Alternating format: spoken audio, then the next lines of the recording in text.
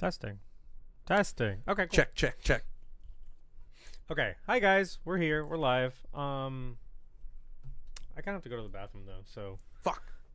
talk to Berto. Is there anybody here for me to talk to? Hello? How's it going, guys?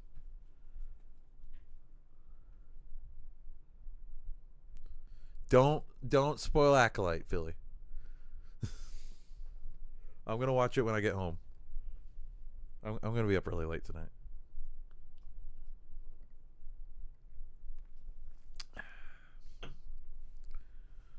Oh, he's live for 9 seconds and has to use about. Yeah, I know.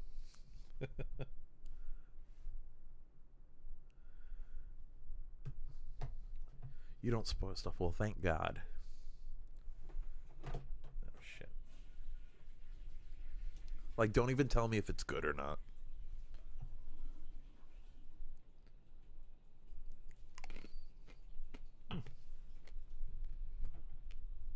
I think he's done. That's how you hang a towel. Yep, there he is. Hello. You just showed everybody that that little wall next to you is the bathroom door. Surely they knew that, right? I need this. Blake said, Arnaldo, don't disrespect me again about not listening when I'm a loyal Twitch watcher. That is true. He do be hanging out here on Twitch. You're right. He do be. Look how I took it back and I admitted when I was wrong. You bum. Have you seen you don't like baseball? Have you seen the guy who I don't like baseball. well, there's a guy who heckles the players with like very real world things. He'll just be like, "You probably turn without using a turn signal, you bum." Oh, And everybody loves it. that's pretty funny, actually. They're just like very real world insults. It's like, you don't return your shopping cart, and everyone's like, "You bum." Oh man, people that don't return the shopping cart are the worst. You know, those things like go rolling across the parking lot and they hit cars. I've seen it happen. What the fuck? Uh-oh. What? Stream Deck's on the fritz. Oh no. And like the button to go back turned into the stream button, the go live button, which means if I hit it, there was a chance that like It would have ended the stream. It would have ended the stream, yeah. So I didn't want to do that. Did it update? I don't. Yeah, I think it's okay. Yeah, it's better now. Okay. Oh, it did Whoa. something. Screenshot. You activated the clipping tool. All right, Stream Deck is fucked. Could you? Yup, it's showing me random buttons from different Just pages. unplug it and plug it back in. I got. You know what I'm gonna do is I'm gonna quit. Fuck, man. I hate when like random things don't work. Okay, cool. I have a button that kills the Stream Deck process in, On the Stream Deck? Yeah, in like Windows. What's it called? So like. I know what it's called. I just Yeah. can't name it right now. Task window, the task thing. Task Manager. Yes. Yes. So I made a shortcut to just kill. So it's funny when I hit it, the thing just stops working. But it's a good way of rebooting it. It's just Actually, like yeah. instant reboot. So now if I go to Stream Pod 2, let's see if it's working now. Pod. Streaming Yeah. Pod 2. Perfect. Streaming Pod 2. Okay. Yeah. So Cool. if you have a Stream Deck, I recommend you have like a kill Stream Deck button just to troubleshoot. Sometimes, and it's not. Stream Deck, the program's actually really good, but like all programs, sometimes Anything that runs for a long time eventually starts to like. sometimes they poop out and they just Yeah. need to be rebooted. So Yeah. no big deal. Philly said it happened to another streamer who follows yesterday. Oh, what, the Stream Deck problem? I guess. Oh, I'm interesting. assuming that's what was. the Okay, issue. so what have I missed? Okay, Philly. I bet your friends have a group chat without you. You bum. That's a good one. Oh, that's a good one to make someone feel bad.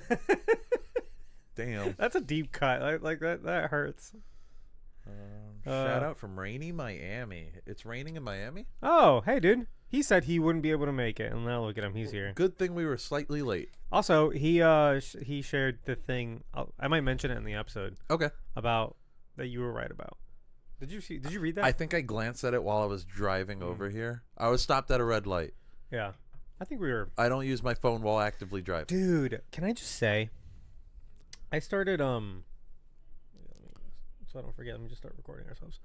I started using I got new car insurance, USAA. Did you the did pilot you use the thing? app? Yeah. Yeah, so then they have an app. Just say everything you were a passenger. No, I just stopped using my phone. Oh. I feel so much safer now. I don't. No, dude. I just literally because it started bothering me. I'm like, oh, this is gonna cost me money, and suddenly tying those two concepts together, It's like it the changed Safe me. Pilot app. Yeah. Yeah, I'm a much safer driver. And originally I was like, oh, I only have to use this for 2 weeks and I can delete the app. And then now I'm like, I'm never getting rid of it, even if it doesn't save me a dime.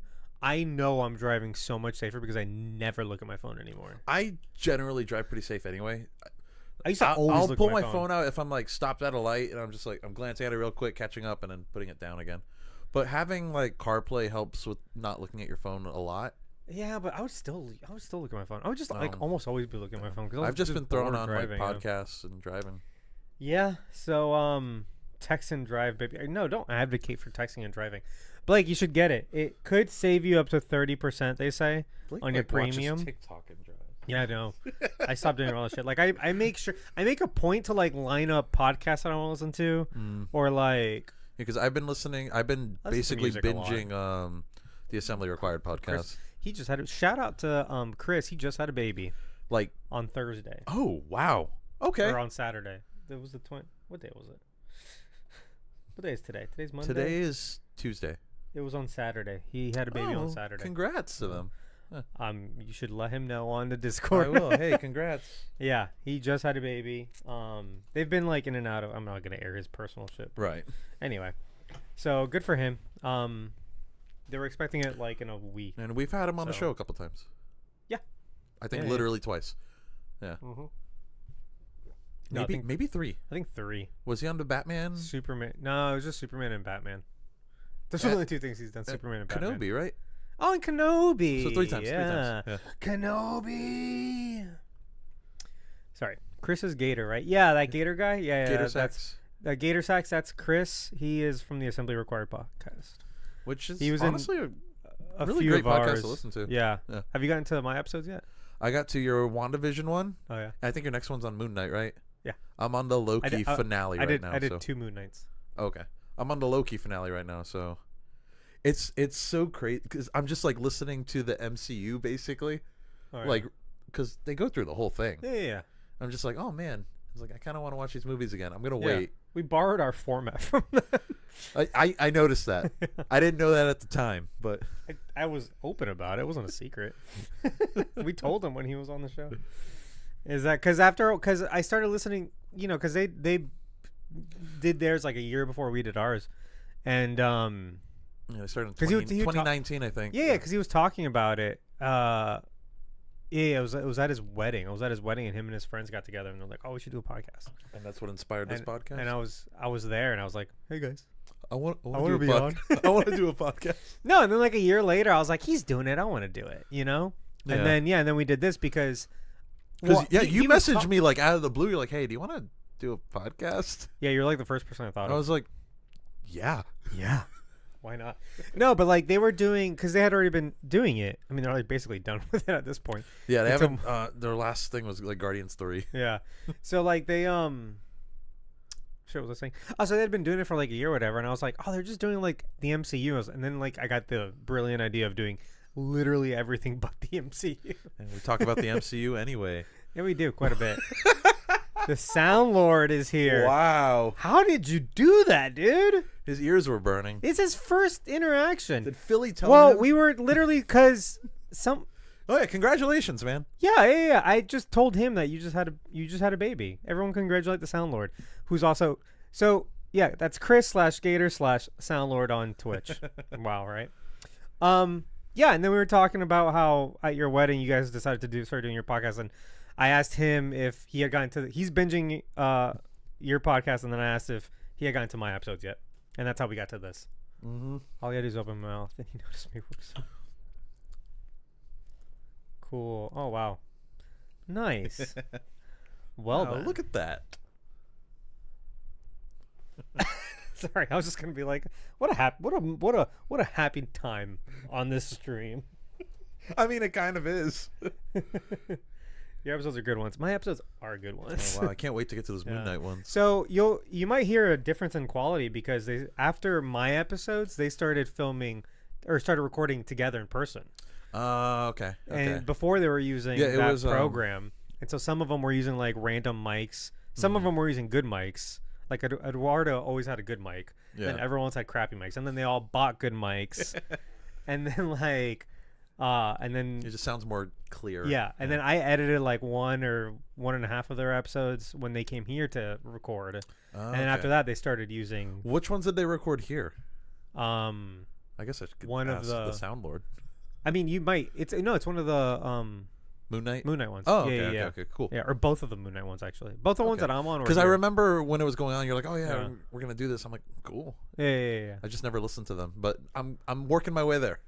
Yeah. And eventually all of us had moved. Yeah, because they were not living. They hadn't all moved out. So they had to do it. They were friends from Disney mostly. And then they had moved apart. So that was their way of kind of hanging out together. And then they all moved back. Oh, okay. So then they started doing it in person. Cool. It's pretty serendipitous. Yeah, we're all in different states. Philly got a better mic and webcam. Nice. For Revenge of the Fallen. He's lobbying real hard for that. All right, dude. We'll see ya. All right. Blake would move out of the planet. Wow. Damn. We're gonna have that Blake's Takes crossover, the big crossover. I don't know. We keep asking Blake, and he's too busy coming up with new ways to not have us. Homeboy came up with a new name, and it took him like a month. Oh yeah. To actually like transition to it. Yeah. I love how he credited the guy who came up with the original drawing and not Sable, who fixed the fuck out of it. Whoa, don't blast them. There's only 9 viewers here. They're not going to know. Anyway. All right, let's get started. No news today because we have a house guest. If you haven't noticed, this lovely recording studio has a bathroom and a bedroom. And so we have a guest. She's sleeping over. She's fine. She can wait. So I just don't want to go on too late is all. So I didn't prepare any we will next time. Thank you, Soundlord. Yes, thank you. Congrats again. I do hope you get some sleep. Because believe it or not, I've had very little sleep this week. I can absolutely believe it. You've been very busy, and go take care of your little girl. Aww. And your wife. He's probably very tired. And he's not. He's got a lot of work to do. Yeah. Yeah, you got to be a dad now.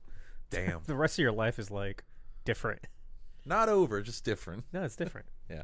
Yeah. I feel like a lot of people are like, it's over now. Yeah. Leaving the fan No, you can still have a lot of fun as a parent. Yeah, no, for sure. You can do what, well, he will. If I know Soundlord, he's going to do what your dad did, which is just rope you into the things he likes. Yep. That's why I like comics. That's why I like Star Wars. Yeah, Berto's a little nerd because his dad's a nerd. Yep. I think I might be a bigger nerd than my dad now, though. Nice. No, my dad doesn't have a podcast. Yeah. What's he doing? Probably his job. Just working. Supporting way too many people. Mm-hmm. He's in Daytona right now on vacation. Oh, wow. Are you going to meet up with him? You're going to Daytona. Well, he's coming back here when I go to when Daytona. When you go over there, that's funny. I might see him tomorrow, though. So cool. That'll be cool. Yeah. That's nice. Yeah. It's nice to see your dad. I bought this shirt when I went to go see my dad. We went to a soccer game. I bought this shirt that I'm wearing because A, it's 1,000,000 degrees in here. And 2, it's pretty hot. Yeah, it's fucking hot. Florida, dude. And 2, Sable's washing my Deadpool shirt. On accident. That I planned on wearing. It was an honest mistake. I know. All right, let's get started. Let's get a little bit of fan noise. That's fine. All right, cool. Welcome to Films from the Fandom Zone, your podcast about failed and forgotten comic book movies, where we watch a forgotten superhero movie and decide, does this belong in the Phantom Zone, to be forgotten for forever, or out and about for everyone to rewatch and remember fondly. My name is Arnaldo, and I'm your host, and I'm joined by... Berto. Philly says, I'm just saying there are 4 more Transformers There movies. is a new one coming out in like Yeah. He 3 says months, yeah. Exactly 80 days. And I saw the trailer. Actually, it looks fun. It does look fun. The dialogue's a little cheesy, but I mean, It just kind of looks like every animated movie ever. So I'm kind of I hoping. think it's the art style. Yeah, I'm kind of hoping like it stands out in a way. Yeah. Like I would love a really kind of fun animated Transformers movie. Mhm. It does look neat. Yeah. Yeah. Anyway, I cut myself off real quick. We introduced ourselves. Yeah. That's it. What do I usually say after this? I have a thing. I've got a whole. Wow. Yeah.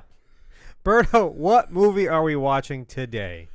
Captain Deadpool. Captain Deadpool. Nah, so, just Deadpool. Nah, just Deadpool. I need to download that song because I'm starting to forget how it I goes. think it's just called Deadpool rap. Is it? Yeah. Okay. Anyway, does Deadpool count in our rules?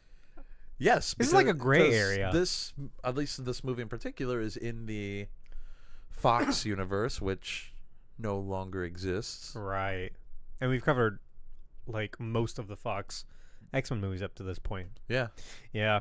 So originally our rules were that we can only cover comic book movies, comic book superhero movies, and they must be part of a failed franchise, meaning they're not going to make more within that franchise, within that canon.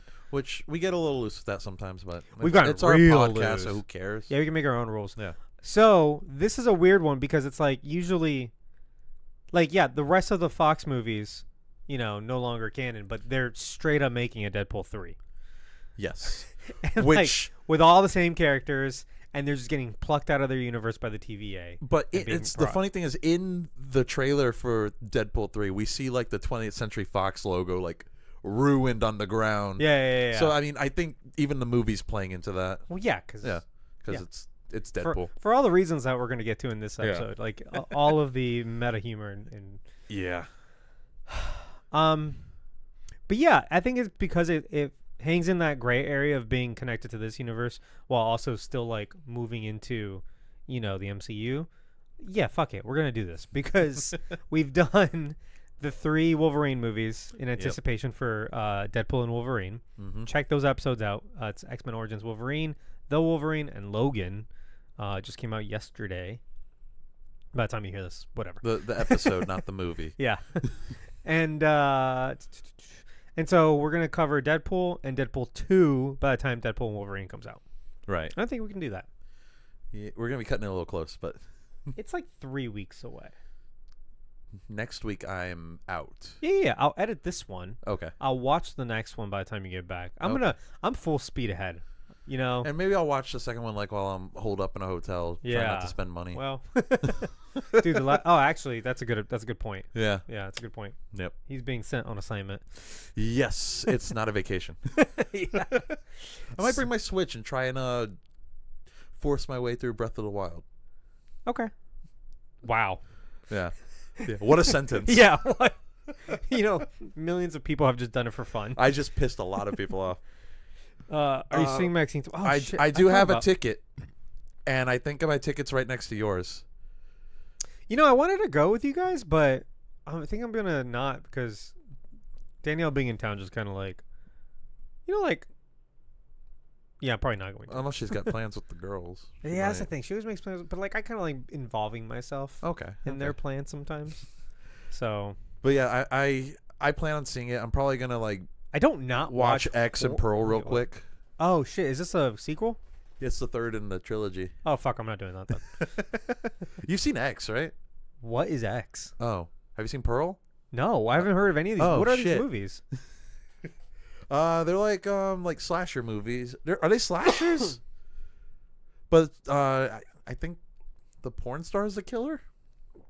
I don't know. I haven't seen the them fuck yet. are you guys I'm talking gonna about? watch them. You haven't seen these movies either. No, I'm gonna watch them like tomorrow morning. So are X is a these slasher. two movies that did they go under the radar or something? I mean, they're A24 movies, so they're like critically acclaimed, but like not super popular. Right. Yeah. Huh. Yeah, X is a slasher. Pearl's the prequel to it, and Maxine is the sequel to X. They each had only $1 million budget. That's nothing. Wow. You can do some good stuff with horror with a small budget, though. Yeah, but that's a very small You got to get amount of very money. imaginative $1 million with it, is but nothing. yeah. Well, people are talking about Maxine, so I'm sure it's making a lot of money compared to $1 million or whatever the budget for this one is. True. Interesting. Yes, Philly X is the rebranded name for Twitter. He's trying to pick fights with Blake. That's all he's trying to do. One day Philly's gonna open up his TikTok, and it's just gonna be Blake's takes in front of his hundreds of thousands of followers, just like shitting on him. Hey, what an honor, right? Anyway, let's get going. All right. So anyway, guys, we are streaming on Twitch. Do it, I dare you. We're streaming on Twitch. We stream all these episodes live on Twitch. We're live right now. You'll notice us talking to some of our good friends. If you are listening to this, and I was talking to Rashad, a friend of ours, who was saying, that's the best idea ever. I'm a great idea, man. Who was saying he was listening to us, and he just wanted to scream into the void, like when he knew the answer to a question. Yeah. And it's like, yeah, that's why we stream. We stream so that, like, if you're in that situation, come hang out with us at the time. Be the guy in the chair like Philly typically is for us. Looks up for us. Scream at us if we get something wrong live in the moment. So anyway, come hang out with us on Twitch, twitch.tv/filmsfrompz. Let's get going. This movie is called Deadpool. It's directed by Tim Miller. I forgot to look him up, but I'm pretty sure this is like his first directorial debut. Oh, wow.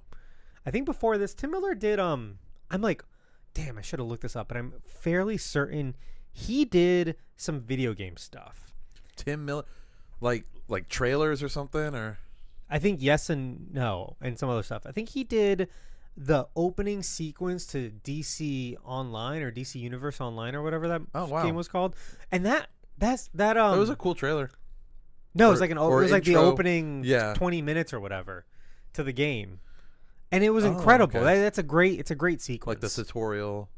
Yeah. It's not gameplay. It's like a cutscene. Oh, yeah. It's like a long cutscene. It's like a cinematic. Yeah.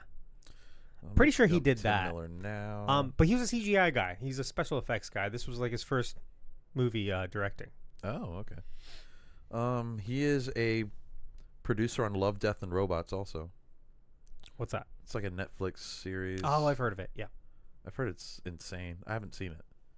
Love, Death, and Robots. Terminator Dark Fate. That was after this, though. Yeah. Rockfish. I haven't seen that. He was a writer on that, though. He was an executive producer on Sonic the Hedgehog 2 and Sonic the Hedgehog. Oh, there you go. Okay. That's all IMDb shows. I don't think it... I'm like almost certain he did that DC Universe thing. And obviously Deadpool and some Deadpool shorts. I don't see anything on IMDb at least, but it could also just be missing from that. He's also a producer on the upcoming Borderlands movie, which doesn't look great. I also don't think Borderlands would have made a good movie anyway. Yeah, he did the DC Universe short. Okay. Yeah, and that landed him Deadpool basically. And that's like the short where like Brainiac destroyed everything. Lex Luthor's like, I need your help. Blah, blah. And all the heroes are there, and that kind of sets up for you creating your own character and living in this. And you start off on MMO. Brainiac's ship captured. Yeah. I played a little bit of the game. It's fun. I played 5 whole minutes of that game. Oh wow. Okay. I'm not an MMO guy. I was playing like I'd rather be playing either WoW or SWTOR. I was like, I'm off, and I logged off and never went back. Anyway, written by Rhett Reese and Paul Wernick, starring Ryan Reynolds, Morena Baccarin, Ed Skrein, T.J. Miller, Gina Carano, and Brianna Hildenbrand. A few other people also, but let's get going. Background. Did you look anything up for Deadpool? Can you talk about Deadpool at all? It looks like you have more than I did. Okay, well, anyway. Created by Fabian. I'm looking at this. I'm like, you got more information than Fabian, I never know how to say these people. Nicieza? Nicieza? Nicieza? Ooh, that is an interesting name. Anyway. Is he French? No idea. And Rob Liefeld. Rob Liefeld gets all the credit for Deadpool because he came up with the character, but he's also kind of like primarily, he's a writer, but he kind of sticks to art for like, he's an artist. Rob Liefeld is the name I most see associated with Deadpool. Yeah. First appeared in the New Mutants number 98 in, I believe it was 96 6 or something like that. Okay. Rob Liefeld drew him and came up with the costumes and the weapons, and Fabian was like, hey, this is Deathstroke from Teen Titans. You've just created Deathstroke. So they named him Wade Wilson, the inside joke being that he's related to Slade Wilson. So so they're like, this is funny. He's like Slade's like cousin or brother. Right. What I find interesting about that is like, it's not that they were copying Deathstroke. Is that like from Deadpool's like conception, he was always kind of a parody. Yeah. You know? Wasn't Deadpool a little bit more serious when he was first created than what he became? So like, I think a little bit, but not too much. Okay. Because I know Deathstroke is pretty serious. he's very serious. Yes. Yeah. But so Rob Liefeld's pitch was basically that he is Spider-Man. He's Spider-Man, except because Rob Liefeld, I think he either wrote for Spider-Man or he just really loves Spider-Man. He loves to draw Spider-Man. So he's a smart ass. He's quippy. Yeah. He says, these are his own words, he's Spider-Man, except with guns and swords. He's a jackass. Okay. So quippy asshole. Quippy asshole. Which- Yeah, it's R-rated Spider-Man is Which- what he is. Funny enough, my introduction to Deadpool was from a video game. It was Marvel Ultimate Alliance. Oh, yeah. And I didn't know who Deadpool was at the time. I was like maybe like 12 or 13 years old. I was like, oh, that guy looks like Spider-Man. A little bit, yeah. But with swords. So I picked him. And guns. Yeah. I'm like, oh, he's cool. That was my introduction to Deadpool. I don't know what mine was at all, but the Yeah, his look was very much inspired by Spider-Man. Yeah. yeah, for sure. Other inspirations were Wolverine and Snake Eyes. Liefeld was also writing on Wolverine at the time. He was involved with Wolverine in some Like the way. Wolverine solo Something run? like that. Okay. So he wanted to, I did this in like 2 seconds. He wanted to tie him to Wolverine's origin, maybe make him a Weapon X product, also give him a healing factor, and he's also Canadian. So yesterday was Canada Day, and there was this giant like poster that they put up in a bunch of cities. It was like Happy Canada Day, and it's like Deadpool and Wolverine. Yeah. It's like they're both Canadian. And Ryan Reynolds is actually Canadian. Yeah, right. No, exactly. So he got his own title by 1997, where he parodied the anti-hero popularity of the time. It's still pretty popular.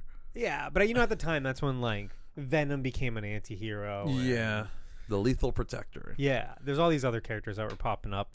And he has a quote-unquote voice in his head represented by a second set of captions in a different font. These are just fun facts. Yes, it shows up as like the yellow square. Yeah. But he has and a lot of times when I read the yellow square, I figure that's like a voiceover.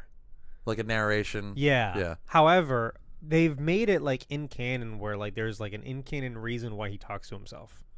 He has like a bug planted in his brain or something like that. And I don't think the movies have touched on that. No. Yeah. He just breaks the fourth wall or whatever. Yeah. But another iconic thing about him is that his speech bubbles are always in yellow. Yeah. And there's a speech bubbles and there's a squares. Right. Yeah. And there's like no like explicit reason other than like just Deadpool has a very He's just different. He's different, and he has a very distinct kind of voice, and they want to really kind of like capture that on the page. Mm-hmm. So there is a Deadpool video game, and in the video game he does have like the voice in his head, and it's actually like two different voices. Like the voice in his head seems like more serious and like not as, I don't know, zany. Right. But it's also like a deeper voice too, and then you have the regular Deadpool voice. Yeah. So interesting. That game did a pretty good job at doing that too. I wanted to look up like when the fourth wall breaking started. Right, and that it had to be inspired by She-Hulk, right? I don't know. I think it could have just come up naturally because he's always been kind of the parody character that maybe at one point they're like, fuck it, like he's breaking the fourth wall. You know what I mean? Yeah. So I didn't really look it up, but I really couldn't find anything either. I'm sure someone can point out to like the first time he ever breaks a fourth wall. but She-Hulk was doing it first because remember we did look up. Yeah, that She-Hulk she was doing it him. long before Deadpool was. Yeah. And a lot of people think Deadpool's the only one that does that. These aren't case. unique things. Like a lot of characters have broken fourth walls, even characters that aren't known for breaking fourth walls. Like it's not, just whatever. Like these are the two most famous characters to do it. And for sure. it's part of their character to do it. Right. Yeah. We've talked about the Joker has done it many times. So that's kind of all I have on Deadpool. I figure we can get a little bit more for the next movie, and also we'll be talking about Cable. We can add on to it. Cable's a big part of the second movie. Yeah. And did we do Juggernaut with X3? I'm sure we mentioned him, touched but not on in it. I remember I'm the Juggernaut bitch thing. Then we did actually. Okay. Yeah, because we did talk about Juggernaut bitch. Okay. Because that movie directly references a meme, the YouTube meme. Yeah. God, that was a long time ago. That was when YouTube was a baby. Anyway, this movie, if you go back and if you've listened to our X-Men Origins Wolverine episode, we did talk about how Ryan Reynolds found this character, and we'll talk about it a little bit more in Keep or Cancel when we're talking about Ryan Reynolds. But the development of this movie specifically started way back in 2004, right? And we did talk about that also. Well, because that ties into the X-Men Origins a little bit. Eventually they just worked them into X-Men Origins. All the ideas that they couldn't come up where to put them, they just put it in X-Men Origins. They put a little too much in that movie.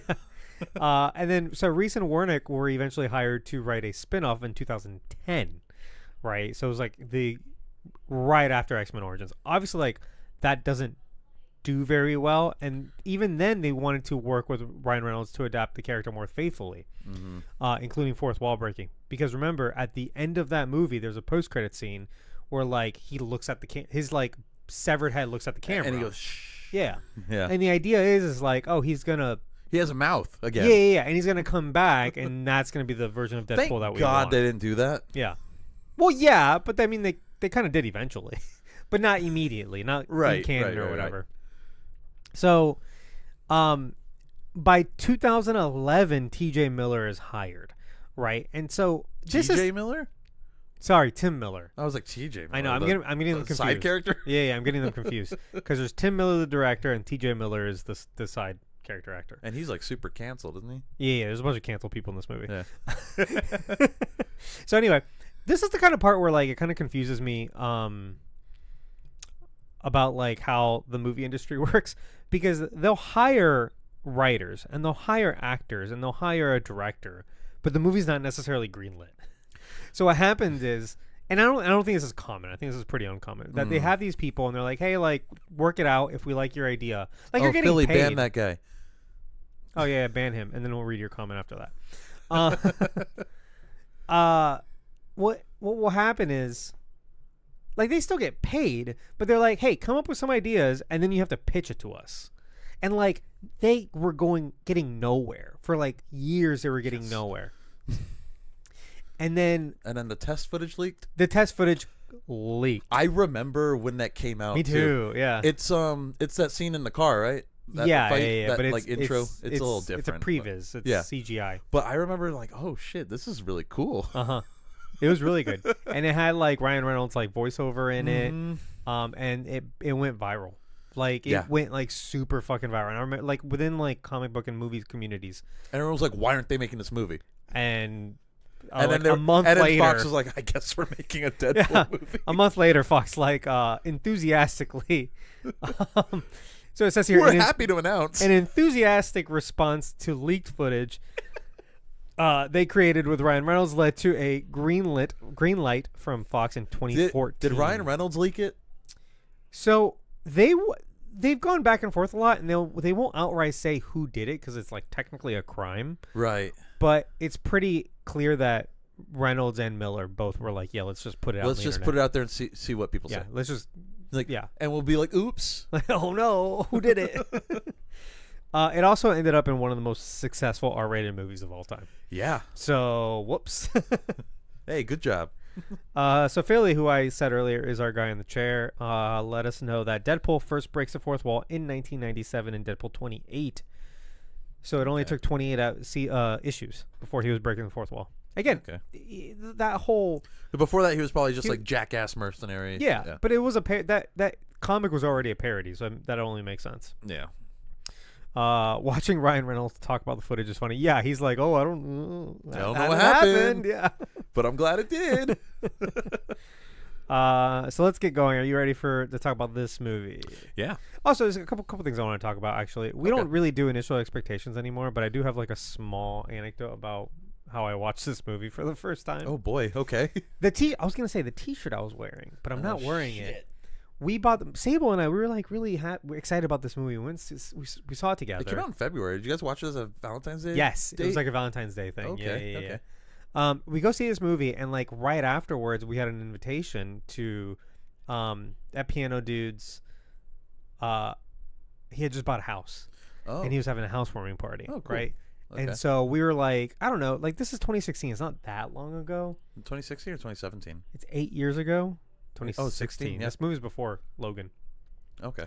So I mean, it was 8 years ago. Like, I mean, I'm in my mid 20s. Like, I'm an adult. I should have known better, but I'm like, oh, a housewarming, like a party. Yeah, we'll be there. And I didn't think like, so we were wearing like our matching Deadpool shirts and shit. We get out of the movie, we go straight to his housewarming party. Oh no. And it's like a fancy event. And it was like Oh no. It was like one of the very few times I've ever in my life like felt dramatically like underdressed. Like, And I was very uncomfortable the entire time. no, you guys are making a statement. Like his parents were there, and they're so nice, and they were just like talking to me, and everyone looks just really nice. And there's like wine, and I'm like, fuck. Oh boy. And we're in our Deadpool shirts, and I will never forget that because of Deadpool. Anyway, I mean, he moved out of there not that long that after, so it's like, Oh, whatever. damn. Okay. That's And funny though. And now he's on Broadway. Yeah, I mean, hey, So he probably forgot all about that. Actually, if you bring it up, he'll probably be like, "Oh, I remember." he probably would remember if I brought it up, Yeah. but I'm not going to. I don't know. Do you have any initial expectations now that I said something? I mean, I was excited for this movie because I was like, "Oh, we haven't had anything like this before." We haven't had like we've had like edgy like comic book movies, but not in a good way. Right? Like we had Hancock. Ugh. Exactly. We haven't had like some, you know how like, I don't know, there's something about like a raunchy comedy that like just like it's like a comfort thing. Like it puts me back in like, the 2000s. It's like, yeah, you know? it's stupid, but like I don't care. Yeah, we've talked about this so many times. It's like they don't make movies like that anymore. They They- do, but they're not as much, and they're coming back. Yeah. But like think of like Will Ferrell movies from like the 2000s and Right. It's like I feel like it's a generational thing though. yeah. Like we remember that fondly. I feel like if people watch those for the first time now, they'll be like, "What the fuck is this?" Like, No, they're definitely like you had to be there movies. Yeah. Like they're not meant to age. no, You know what 'Cause I they mean? age like milk. Not all of them. So A lot of them age like milk. Superbad's pretty good. I was gonna say that one probably didn't age that well. I think it did. It's kind of rapey. But it's like it's not portrayed as good. I guess not, but the whole premise of that movie is like, hey, let's get these girls really, really drunk. Yeah, but the premise of the movie is also Then- like these guys are fucking idiots then they'll and sleep assholes. with us. I guess you're right. So it's wasn't it? Was it Mike Judge? No, No, it was who did Superbad? the other guy. Wasn't it the guy who did? Wasn't it Apatow? Judd Apatow. He might have been involved. I like a lot of his stuff too. Yeah, he's good. Yeah. I think he might have been involved. I don't think he directed it. I think Judd Apatow directed Heavyweights, which was like one of my favorite I think Disney he movies did, as a yeah. kid. Yeah. That movie's hilarious. Anyway, Yeah. Philly says his expectations were through the roof, and it still blew past them. It was the first movie I saw 3 times in theaters. Three times in theaters. I did see this quite a few times in theaters. I think I saw it twice. I quite enjoyed this. I saw it once with my family. Funny enough, Yeah. with my my dad, my stepmom, and a few of my step siblings. Yeah. We just went and watched it, Well, and then I watched it again with my girlfriend at the time. nice. Yeah. Well, the thing about this movie too is that like, much like those raunchy comedies of the 2000s, a lot of that humor is just like shock humor. Yeah. Or not even shock humor, but like the jokes will never be as funny as they were the first time you heard them. Because, well, especially with like, this is a Marvel movie, Well, that too. so you're like, did they just go there? Yeah. Yeah. So it's like stuff like that. Yeah. It's not shocking as in like, oh, we're gonna do this just to like, because shock humor I feel like undervalues it a little bit when you call it that. No, that's what. Yeah, and that's Yeah. why I kind of took it. I kind of But wrote I it back. get what you mean, because it's the same like when we heard Star-Lord say fuck in Guardians 3, it's just like, oh shit. Yeah, no, but that'll never be as funny as it was in theaters when you saw it the first time. Exactly. And like, I'm not gonna say that like Deadpool has diminishing returns, but like, watching this movie just now, I'm like, oh, I remember how much I enjoyed this movie, but I'm also remembering how funny the jokes were the first time I saw them. Right. Because now I know them already, you know? That's how a lot of comedy works, though, you know? I guess. Like, once you hear a joke so many times, like, how many times can the same joke be funny? That's true, though. Besides, like, Tim Robinson shit. Oh, dude. Those get funny every time you watch them. In a weird way, they do. So weird. Let's get going. Plot. And by that, I mean, I'm going to go get my water and something to drink. Do you want something else real quick before we get started? Yeah, because I chugged mine. Okay. We'll be back in like 2 minutes. This is not a real break.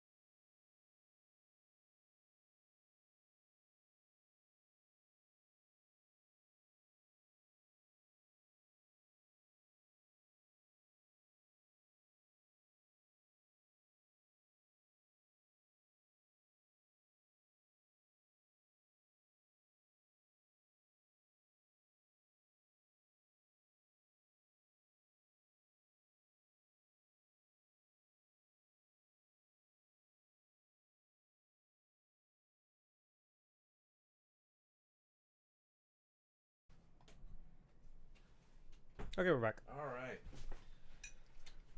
Ooh, that's strong. I didn't measure. Well, you should have. I did. I made a Sable drink basically. Yeah. I don't understand. See, and I don't understand it when she now doesn't want to measure because it's like the jigger. It's just sitting right there. It It takes no additional like effort. But like, because when you're doing it by like eyeball, then you're like, oh wait, it needs a little bit more. Like it's more complicated. And then that you way. end up making a triple on accident. Yeah, exactly. I might have done that actually, but whatever. No, like halfway up the glass. That's a little more than halfway. A little more than halfway. Okay. What'd you spill? This is him. No, he said. Everything is fine. I didn't spill anything at all. It sounds like he spilled something at his house. That's exactly what you would say if you spilled everything. All right, plot. The film opens crediting some douchebag's film starring God's perfect idiot while showing Ryan Reynolds' Sexiest Man Alive People magazine cover, a British villain, the comic relief, a moody teen, a CGI character, a gratuitous cameo, produced by asshats, written by the real heroes, and directed by an overpaid tool. All while we're listening to what is the song? Angel in the Morning?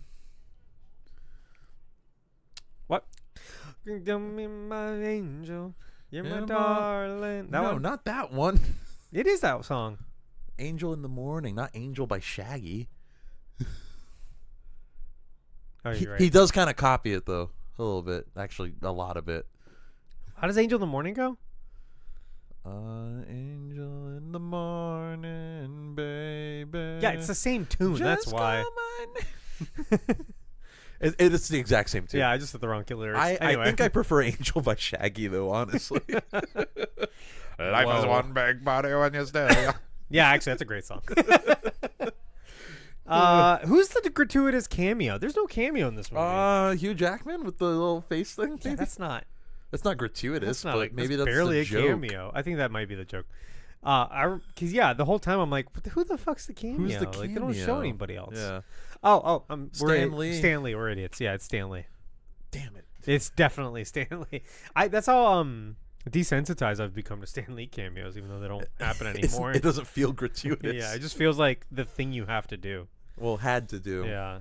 We But haven't had one in a while. I bring this up because I really enjoy the opening credits. I do too. I like how. Well, when I first saw it, I'm like, oh, that's cool. Fox is poking fun at themselves. Yeah. I'm like, wait, they wouldn't do that. Specifically, these filmmakers are poking fun at Fox. Right. You want to raise your mic a tiny bit? Yes. Yeah. Okay. Cool. Perfect. Yeah. No, like 'cause they're. you're also going to fight against the fan. Oh shit. But no, it's absolutely the filmmakers doing this. They're making fun of their production company. Yeah. Basically. Yeah. But yeah, it's kind of there was a time when like this wasn't allowed. Also, like you had to do proper credits. Yeah. I think we talked about how like Star Wars kind of had to like pay fines for not making credits at the beginning of the movie. Was this true even in like the 2000s with like the Sam Raimi Spider-Man movies, or was he just doing that because it's like tradition? Yeah. 'Cause Okay. he had long credits. So did X-Men had pretty long credits too in the beginning, didn't it? Yeah. Yeah. It was just kind of a norm at the time. Yeah. Yeah. So but this just comes out. This comes out of the gate going like, hey, like we're going to make fun of ourselves. This movie was produced by asshats. Like we're gonna make fun of everything. Like nothing's on Yeah. the table. There's someone's wallet like falls off, and there's a picture of Green Lantern in it. Yep. Ryan But Reynolds, it's- Green Lantern. Is it Ryan Reynolds? It looks like him. Yeah. It looks close enough to him to where it has to be Ryan Reynolds, Green Lantern. I guess It wouldn't make sense to do any other Green Lantern. it always looks like a different person, but Or like does it have the actual Green Lantern symbol, or is it like, this is Ryan Reynolds kind of looking like Green Lantern? it might just be here's some dude in like a green costume. Okay. It happens so quick. Because I don't know if they could actually put green. Right. But who knows? It happens so fast though. I feel like even WB recognizes that movie sucked ass. Deadpool rides in the back of a taxi until he's too bored, notices the camera lens, and jumps to the front seat to make small talk with the driver, Dopinder. I like Dopinder. I love Dopinder.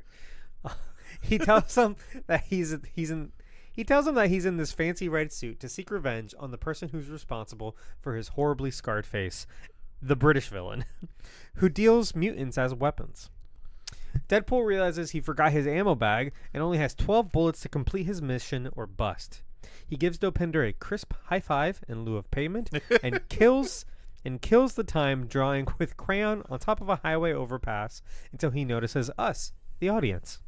With keen reflexes, no regard for his own safety, and some wisecracks, Deadpool wreaks havoc on the interior of the SUV full of henchmen until the car rolls out of control and everyone but him is dead.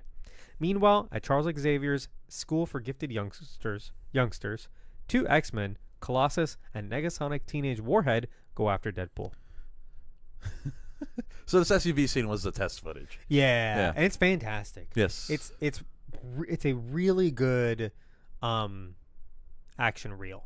It is. And I mean, it's a good way to start the movie. They had years to work on it. Right. The best way to start the movie is Deadpool looking right at the camera and be like, I know, right? I get my own movie.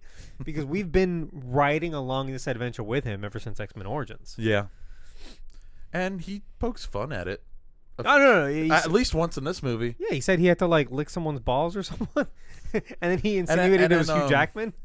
And then when he says like, "Oh, I'm gonna sew your mouth shut," and he's like, "Ooh, I wouldn't do that." Yeah. Yeah. I mean, they make fun of it a lot. I make fun of it more in the second movie, I think. Actually, we actually revisit it. Yeah. But yeah, no, this is a great intro to the movie. I love it.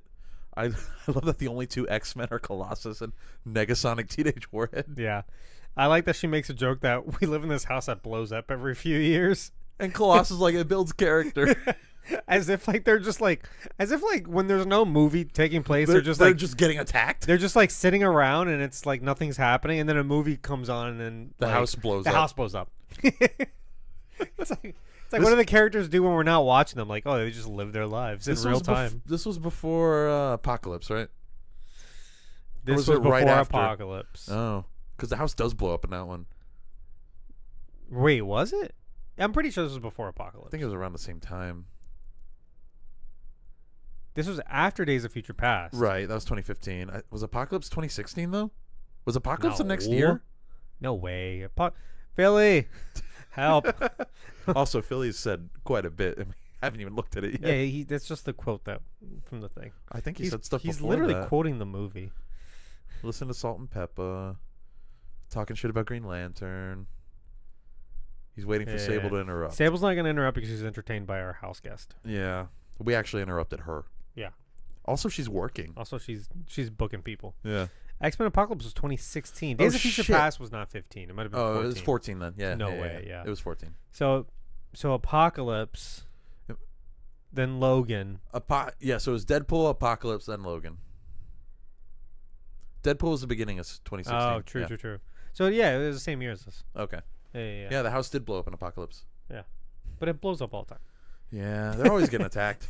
What a shitty school. No, but it literally blew up in Apocalypse. Yeah. Anyway, on the highway, the rest of the villain entourage arrives and surround Deadpool. He counts down his 12 bullets as he creatively kills the henchman and starts telling the audience how he got there. And why, despite what your boyfriend may have told you, this movie is a love story. I have more paragraph to read, but real quick, I love the 12 bullets bit. I think it's my favorite part of this movie. I like that too, and I also like how it's like he's breaking the fourth wall and he's like talking to like the girl whose boyfriend was probably brought her to this movie on Valentine's Day. Meanwhile, he's got like this. He's totally turned this dude into a kebab. Yep. The thing is too is like obviously like if you're listening to this, you've watched the movie, but like us talking about the movie doesn't do it justice. There's too many jokes. It's very well done. It's very quippy. And talking about jokes is not funny. You know what I mean? Right. So it's like, look, we're doing our best here. If you haven't seen the movie, watch it. This is by far the funniest movie we've had to cover. It's up there with Scott Pilgrim, I think. Yeah. Scott Pilgrim's definitely hilarious. Yeah, Scott Pilgrim's very good. But no, you know what I think this movie does better than another is Wanted. Like, the 12 bullets bit is better than anything Wanted put together, I think. And that's what Wanted was trying to do. Yeah, and I mean, we're eventually going to do Wanted. Yeah, that is a comic book. We do have to do that. But I'm saying, like, you remember, like, when, like, you know, Chris Pratt gets hit in the face by a keyboard. And then you see, like, the words. Yeah. It's what the bullets are doing, but this is more entertaining. Mm-hmm. And because you know what it is? Maybe Wanted crawled so Deadpool could run. But because this movie already breaks the fourth wall, then, like, you accept those things a little bit better, I think. That's true, too. I guess in Wanted, it's like, oh, that's funny, but that's weird. It's weird. Yeah. Because then the rest of the movie is very serious. That's true. Huh. I don't like that movie. I can curve the bullet. I'm Charles Xavier. Yeah. That's James McAvoy, right? Yeah. Okay. The first 30 minutes of this movie moves at the most breakneck pace I've ever seen. It's in a good way, though. Good I'd say. way. Yeah. This movie also handles flashbacks very well, I think. Well, because it does it like it's interspersed. I think because it's like there's Deadpool's like voiceover, and he's just kind of like telling the entire story from a kind of and like halfway through the movie, we catch up to the beginning of the movie. Yeah, again. and I think that's done very well. Yeah. Flashback to 2 years ago when a very handsome and non-mutilated Wade Wilson is working as a mercenary for hire. He prefers bona fide jobs like intimidating small-time punks to stop stalking innocent teenagers and messing with anyone else in the vicinity. This is a fantastic scene. So he's shitting a litter box? I still don't understand what he was talking about. I understand that joke either. But my favorite part is when the douchebag realizes that he's like in the clear, and so like and he's like happy again. He's like fine. But then like he goes to hand him a pizza and he just drops it on the floor. Anyway. And he like reaches for it too. He's like, ooh. He's like he and a gang of other mercenaries take jobs from Sister Margaret's School for Wayward Girls, a horrible front for their bar hangout. The bartender named Weasel offers jobs and runs a Deadpool, a betting pool for which mercenary will die next. I like that. Is the crust burnt? And the guy's like, Jesus, I hope not. Wait, what? When he's delivering the pizza, he's like holding the gun up, and he goes like, "Is the crust burnt?" And the delivery guy's like, "Jesus, I hope not." Oh, that's a great bit. I love that scene. That's a no. Philly gets a quote. That's a no-go on the Tipperoo, Jer. I'm not here for him. I'm here for you. That's a no-go on the Tipperoo. Because he's like, "Can I get a big tip?" Yeah.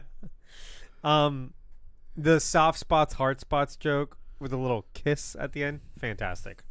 Also, he's wearing a B. Arthur tank top. I don't know if you noticed. Yeah. Why? He loves it. But like that's a running gag for Ryan Reynolds is that he loves B. Arthur. I've memorized this movie.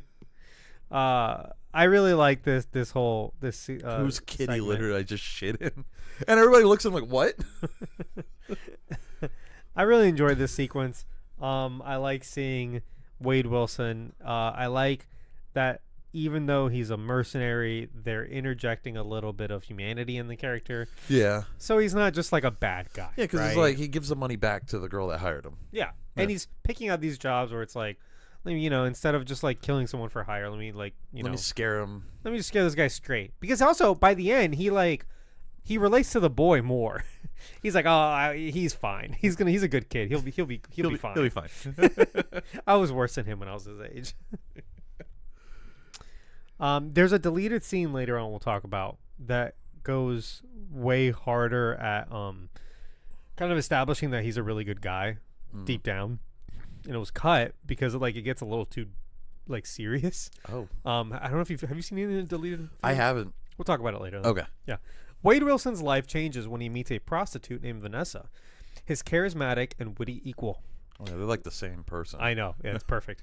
Wade hires her to play skee-ball at an arcade, but later they hook up anyway. After a year of dating and having themed sex through the holidays, Wade proposes marriage while they're bottomless and ugly Christmas sweaters. Where was he hiding that ring, Pop?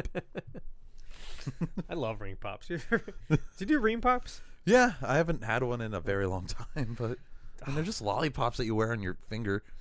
It was a funny. It's a fun gimmick. Yeah. So are baby bottle pops.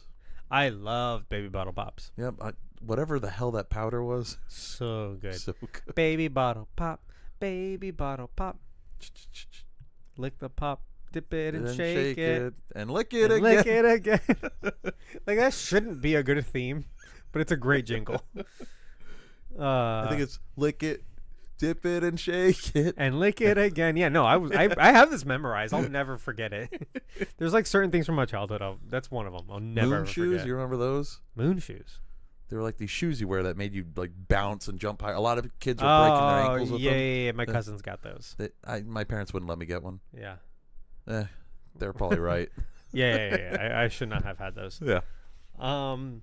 Oh, you know what I had? Candy cigarettes. Do you ever have candy cigarettes? Yeah, weren't they just like sticks of sugar? Yep. Yep. But they were made to look like cigarettes. So you could pretend you're smoking. Yeah. So And then you take a bite out of it. that was definitely like a tobacco lobby, right? Oh, absolutely. Like 100%. Because you would look cool.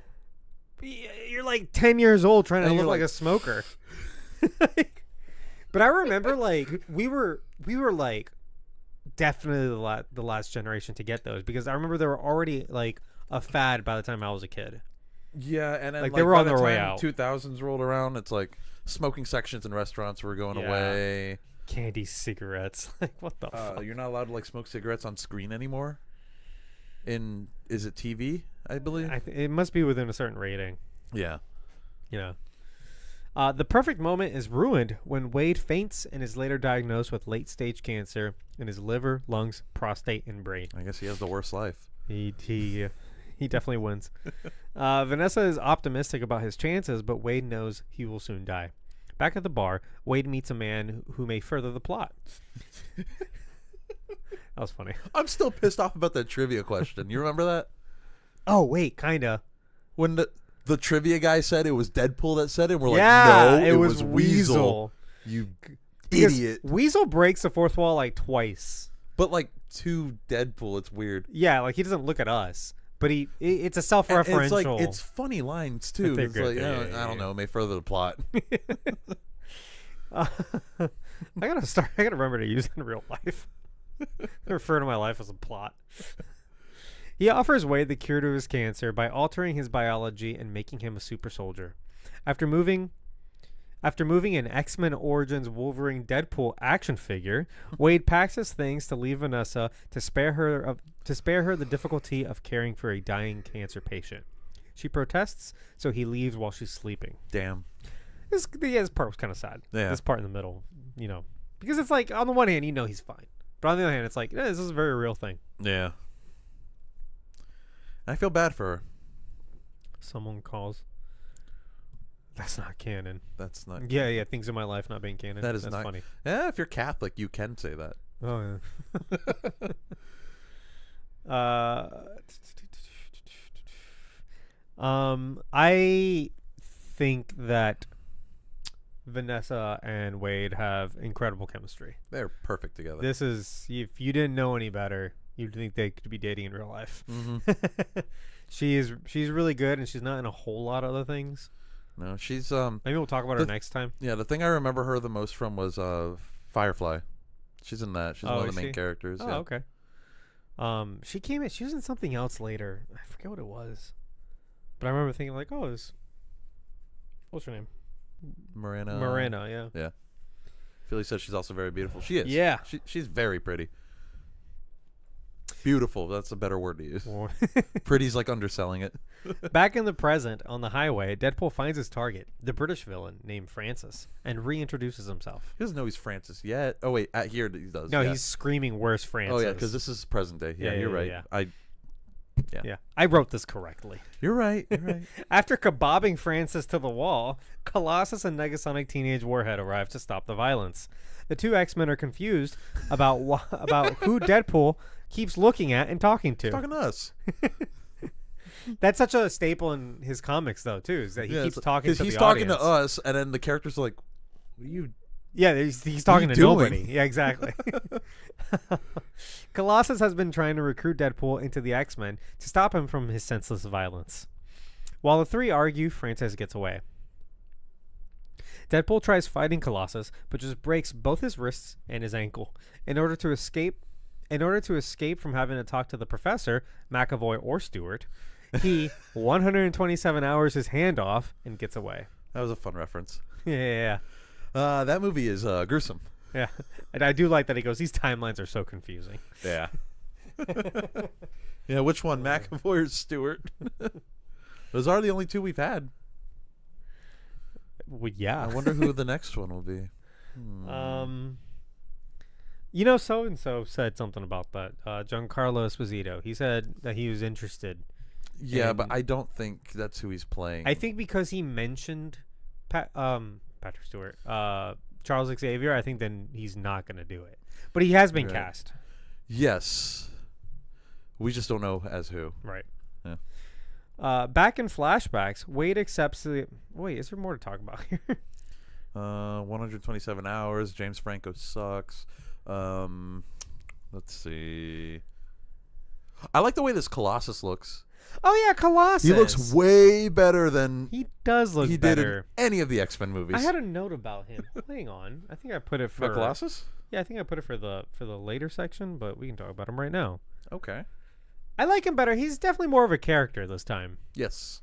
Other than... He's just kind of in the background in, like, X2. He just kind of, like... He turns metal and he saves people, and that's kind of all he does. And then he, like, leaves. Yeah. Yeah. He doesn't do much. The X-Men movies don't do a lot with the X-Men. Not like... They follow, like, the same four characters. Yeah, I was about to say, like, 4 X-Men they do a lot with. It's like Wolverine, Scott, Jean Grey. Like, and Storm. Mm-hmm. And obviously, like, Professor X. And they still somehow did not do Scott justice in any of the movies. Yeah. Hang on. Like, God, they made Scott Summers a bitch. Gene. Here we go. Colossus. Stefan. I can't say this name. It's Russian, and it has a lot of little tick marks above all the letters. Oh, yeah. I don't know how to pronounce Russian letters. He provides the voice of her Colossus, an X-Men who can transform his entire body into organic steel, blah, blah, blah. Writer Rhett Reese calls him a great foil to Deadpool because he's very self-serious and a goody two-shoes. And the director, Tim Miller, says they changed the character drastically from his previous film appearances where he's portrayed by Daniel Cudmore. Mm-hmm. Miller felt... don't forget, in the first movie, he's portrayed by someone else.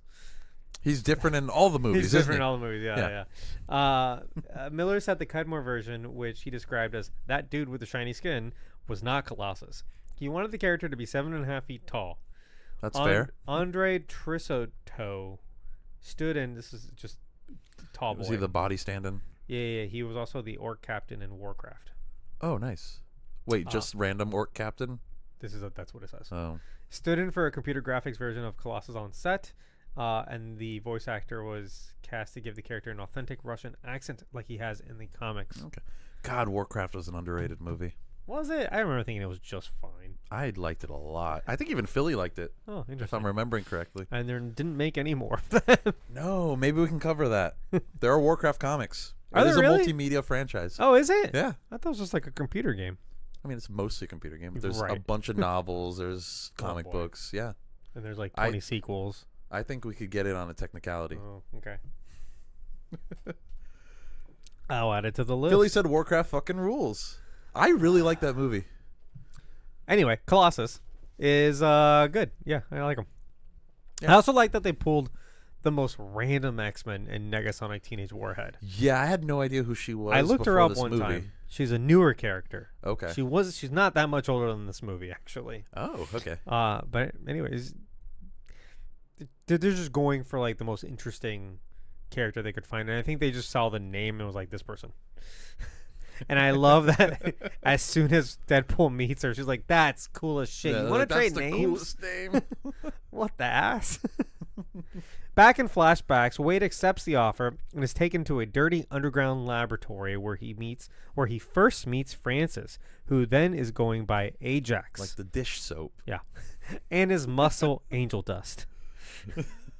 Ajax sadistically like tells cocaine? him that's her name is Angel Dust. They don't call her that in this movie. They just call her Angel. Yeah. Remember, Angel's a different X-Men character. True. But her actual name is Angel Dust, like cocaine. I think the subtitles refer to her as Angel Dust too. Yeah. Ajax sadistically tells him that he's waived all his human rights, and will be painfully tortured and experimented on until any dormant X gene mutates and saves his body. Oh boy. Ajax has heightened reflexes and doesn't feel pain, and Angel Dust is incredibly strong. Well, Ajax doesn't feel anything. Yeah. So I'm assuming emotion too. Like he's probably. Oh, he does mention that. Yeah, he's done with he doesn't emotion. feel anything. Yeah. Which makes him the perfect mad scientist, I guess. Yeah. Yeah. I mean, obviously, there's probably some brains behind this operation other than him. True. But he's just the face of it. Yeah. It's probably some other Weapon X fuck. It's It's either Trask or Yeah. Stryker. The process takes months of torture, where Ajax grows to resent Wade's unwavering sarcasm.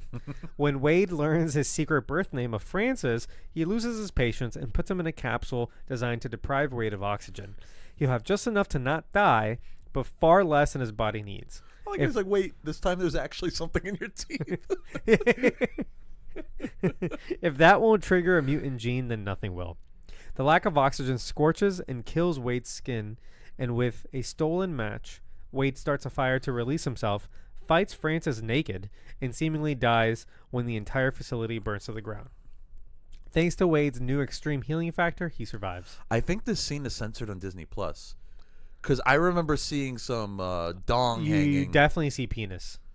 That's so okay. on So Disney Plus. I did not see it. I watched this on Blu-ray, Mm. and I did, And you see it hang. I did see hanging dong. Yes, I remember it. I watched this on Disney Plus. I'm like, it's not there. It's Ken doll. Kinda, yeah. Hashtag release the dong cut. He is not whole. Okay, Philly says he is not hanging brain on Disney Plus. Oh, I mean, yeah, he's right.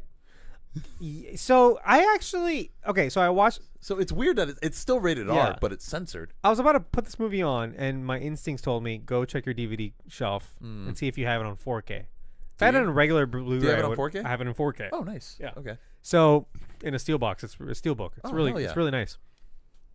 So I put it on 4K, and I remembered that like movies on 4K DVD, 4K Blu-ray just look better than they do. They streaming. sound better too. Always, yeah. There's just always better quality. Buy more movies. Anyway, It's the best quality you can watch a movie in now. yeah. And it's one of those where like when I went back, because what I do is I watch the movie, and then when I write these notes, I kind of have the movie playing on the side. Mm-hmm. And so the movie playing on the side was the Disney Plus version. And there was one joke that sounded so different than I remember that I thought, is this censored? You know, like I know Disney Plus says, hey, it's rated R, but like it's still Disney. I think they still censored a couple things, yeah. So it made me want to go back and see if the joke is the same on the disc version. Okay. I ended up looking it up on YouTube. They And definitely it was the hide same. his junk, though, on Disney Plus. Okay. Well, I guess they don't want to do full frontal nudity. but they're not ready for that. But we see... There's so many boobs in this, Yeah, though, we and see it is. boobs. It's in the Disney Plus. They don't censor all those boobs in No, Disney they Plus. don't censor any of them. Exactly. Maybe it's just a penis thing. Penis is a step too far, isn't it? Speaking of which, the latest episode of House of the Dragon showed a lot of penis. What? Oh, did it really? Yeah, like more than I'm okay. used to seeing on like even that's- shows like that. HBO doesn't give a fuck, though. And it's also like streaming only. They used now, to show so- softcore porn, if you recall, on HBO. Yeah. So, but no, I think. Look, I'm not a censor, but like I feel like anything above the waist, even like Even for female women, breasts, it's like fair game. Yeah, they see that as a step above, like full frontal like genitals. Yeah. You know what I mean? Yeah. Anyway, why are we talking? This has been the craziest nudity minute. Holy fucking meat in the broth. Oh, yeah, in that episode there's I guess a guy in the brothel, he's getting a blowjob, and it is like the biggest What penis episode? I've ever seen. House of the Dragon. Oh, really? Yeah, I'm just like, what? The biggest you've ever seen. It looks like a prop. Are you sure it's not? I don't know. Okay. His double digits for sure, says Philly. It doesn't look like it fits on a human So, body. have you seen the you see that TV show about what's his name? What? It was starring Sebastian Stan. It was on Hulu. It came out like a year ago. Yeah, him and Lily James. Him and her. Yep. I don't remember what the show was called. The I can't even remember their rock names. star and the Damn it. famous Playboy model. What are their fucking names? Why can I not remember? Someone look this up for us. Anyway, did you see the scene with his fake penis? No. It's fantastic. It's so good. Doesn't it like talk or something? Yeah. No. It's a prop. Sebastian Stan and Lily James. Lily James and they're playing a very famous couple that I can't remember their names. Pamela Anderson? Pamela Anderson, yes. And what the hell is his name? I know it. Shit. I know. Dude, I know. I feel like you know. I do. Deep down, I know. Anyway, yeah, there's a scene where he talks to his penis, and his penis talks back to him because he's like high on drugs or whatever. And it's like it's an actual prop. They built this like robotic prop puppet thing, and they put it on his body. It's not like it was like a cutaway, and it's being like operated by a hand or anything like that. It's that like it's like on him. They were able to put it on his body and then robotically make the penis like move and talk, which is like it's an incredible feat of like filmmaking. First of all, right? But it's also like the dumbest thing to spend all that time and money on. It's like a talking dick. Anyway, I forget the name of the show. Someone find it. Anyway, let's move on. Philly said, "Let the evil go west." That doesn't sound right. That's not it at all. No, it's gonna bother me forever. Pam and Tommy. Tommy Lee. Yeah. Okay. Anyway, disfigured beyond recognition, Wade and Weasel decide to find Francis, who claimed to be able to fix his face before he can show himself to Vanessa. They create a persona, Deadpool. After the Deadpool, Wade can no longer win. Captain Deadpool. In an homage to Spider-Man movies, Wade makes a white sweater costume to hide his face and track down Francis through his gang. After a sarcastic blind lady in the laundromat recommends he wear red to hide all the blood. Didn't she call him a dumbass too? Yeah. Wear red, dumbass. Also, she's blind because she just smells the blood. Yeah. Deadpool kills his way through the gang until he finds the creepy man who recruited him and learns of Francis' location. Deadpool fast forwards the movie back to the beginning now that we're all caught up. Oh, we missed Philly's fun fact. Oh, shit. Let me go. Shit.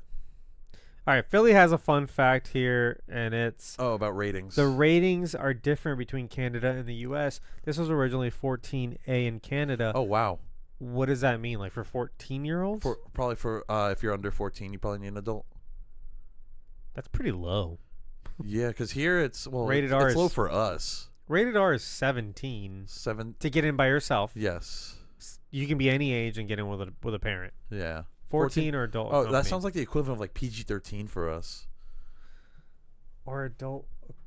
I guess, yeah. I guess that's lower than us, yeah. Wow. Huh. Weird. Anyway. Well, that is weird, though. So, wait, who wrote this song, the Deadpool rap? I have no idea. Can you... Oh, fuck. Look it up. I'm tired of not knowing things. I don't know everything. I know, but I just feel unprepared. Deadpool rap. Writer. Captain Deadpool.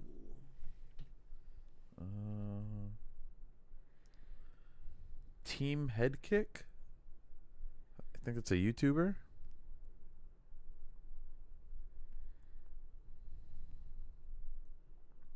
Yeah, I think it was made by a YouTuber. Oh, okay. Huh. Okay. Oh, never mind. I'm confused. Whoop. That might be the Deadpool rap that was used in a video game. Because there's also a Deadpool rap in the video game, and it's not the same.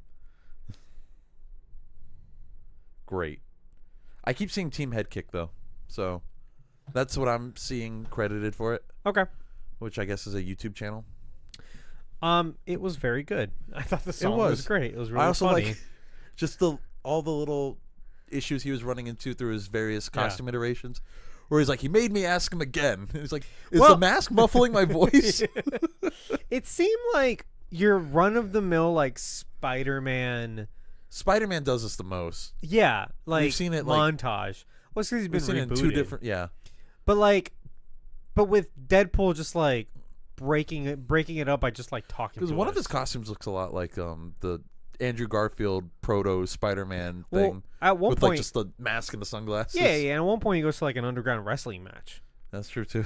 Like it's a clear homage, but it's just funny that like he's talking to the like instead of like, you know, like I don't know,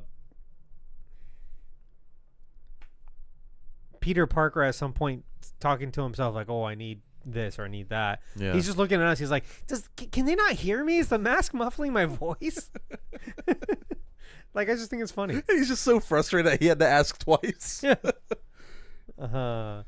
14 A's, unlimited F-bombs. Yeah, so it's like rated R, I guess. I guess y'all are like less.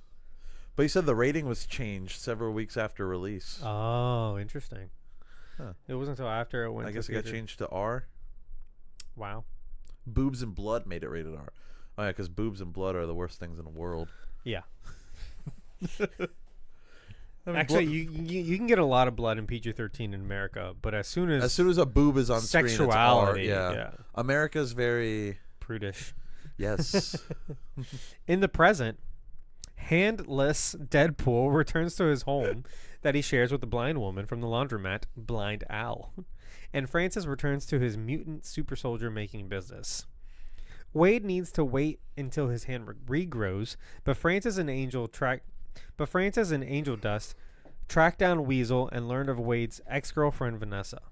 Weasel and Wade rush to her job, a strip club with the most gratuitous nudity in a superhero movie, and music by DJ Stan Lee. It's crazy that this was a Stan Lee cameo. He wasn't there. Oh, he wasn't? No, he's just on a green screen. Okay. Yeah, and then after the movie came out, because he was still alive at the time, he was like, "Oh, I didn't get to go to a strip club." I was like, "Damn it!" Like I was just in a studio or whatever. One of his lines is, "You can't buy love, but you can buy something for like 3 minutes." He's like, "You can rent it for 3 minutes." You can rent it for 3 minutes. Yeah. While Wade is too chicken to approach Vanessa, she's found and abducted by Francis and Angel Dust. Yeah, so this is the most nude. It's funny, we already expended our nudity minute, but like so many boobs in this scene. And Stan Lee was there, but you Yeah. couldn't see any of them. Couldn't see any of them. I think that was kind of the point too, is just being like, how many boobs can we like physically fit in frame before it gets weird, you know? Right, and like before we like potentially get in trouble. Well, I think they're trying to make a point, you know. Yeah. This is Like, we're adult- allowed to do yeah, this. Yeah, this is rated R. Yeah, Marvel's rated R. we now. can do it at that price can, point. You can punch him. He can punch you. No, at that price point, he can do that. Nobody gets that reference. No, that's. I'd be amazed if anybody understood that reference. Because it's not even one of the good skits. No, Honestly. it might be one of the worst ones. Anyway, sorry, my foot really itches. It's okay. We haven't mentioned it, but like one of like the underlying plot points in this movie is that like Wade thinks that Vanessa won't love him because he's so disfigured. He's not that ugly, honestly. He just looks like, An avocado. yeah, he looks like Ryan Reynolds. He looks like Freddy Krueger fucked a topological map of Utah. He kind of does look like Freddy Krueger, actually. It's the same kind of effect. Yeah, like that burnt. Yeah. Yeah. I mean, like, I don't. Burnt, but he's still very recognizable. Still looks like Ryan Reynolds, yeah. Right. I don't know. I don't think he looks that bad. Well, I think also it's like you got to get in the mind of like this man who's been self-centered for a very long time. It's like that movie Beastly, where he's like, "Oh, I'm ugly now," but he just has like really cool tattoos on his face now. Right. Or Ready Player One, where she's like, "I'm so ugly." And She has like one little scar. She has a scar and looks kind of cool. Yeah, like what? I do also like the Blind Al and Deadpool relationship. Honestly, Yeah. I like. This movie has a ton of downtime. It's actually not that plot heavy. There's just It's a very simple plot. there's a lot of just Deadpool sitting in a room with a couple other characters, and they're just like They're just joking around. going through different jokes. And I think that really, really works. It works really well here. Yeah, because while I was writing the plot, I was like, oh, honestly, not that much happens. And I'm just kind of like going through it, and it's like, no, like they hang out with Dopinder for a while and just like talk to him. I like how he calls it Mr. Pool. Yeah. Is Blind Al a reference to Stick, you think? I don't know. Because I couldn't. Is Blind Al a character? Yes, she's a character from the comic books. Okay. She's been around for a while, which is why I thought maybe she's a Stick reference, because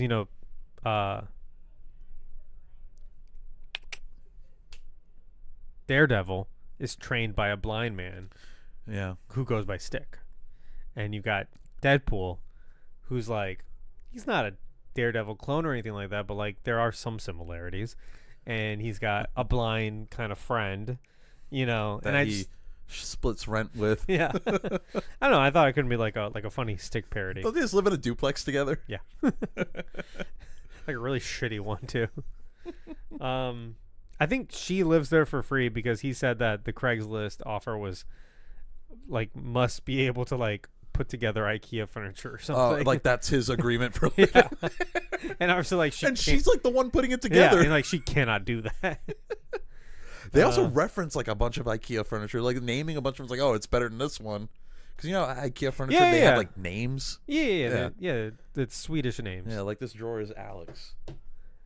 That's the least Swedish name that any IKEA furniture has had. I have a couple other IKEA pieces in here. I could not tell you what they're called. I think the bookcases are named Billy. Those are like super white. Yeah. No, yeah. This is an Alex drawer, and Alex drawer is like one of their most popular items, especially for computer desks. Mm-hmm. Yeah, those. Oh wait, we got IKEA furniture right here in front of us. No, the Alex is definitely a good one. Yeah, that's Deadpool approved right there. Hell yeah. Better than the Hundal. Anything is better than the Hundal. I'm gonna go to IKEA and track these down. I like the idea that like something. I feel like maybe a writer or someone had a bad experience. No, is this dedicated? Like there has to be a community for IKEA furniture where people are having these conversations, right? Oh, probably.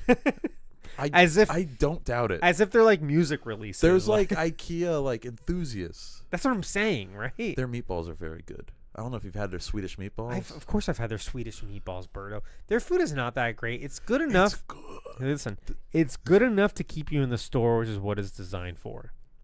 I don't know. Like at the price point, they're pretty good. Well, that's the point. It's cheap food. It's good food for I'll the go price. there for lunch. Have you actually done that? Yes. No way. Hold on a second. I left for work kind of early.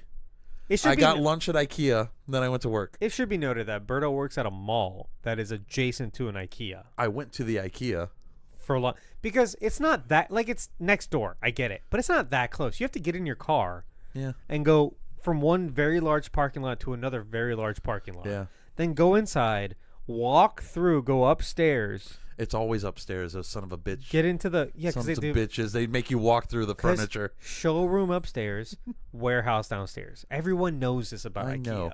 But here's the trick: you go upstairs, and you kind of just like walk backwards a little bit, and you're in the cafeteria. No, this is kind of a shortcut to the cafeteria. It's kind of hard to find though. Their shortcuts are like Easter eggs. You need to know. You need to know that they're there. Yeah, you need to be in the know on how to work the shortcuts because it is kind of a one-way back thing. hallway type deals. Yeah. But they have like secret little signs. It's like shortcut to this section. Also, they're not in English.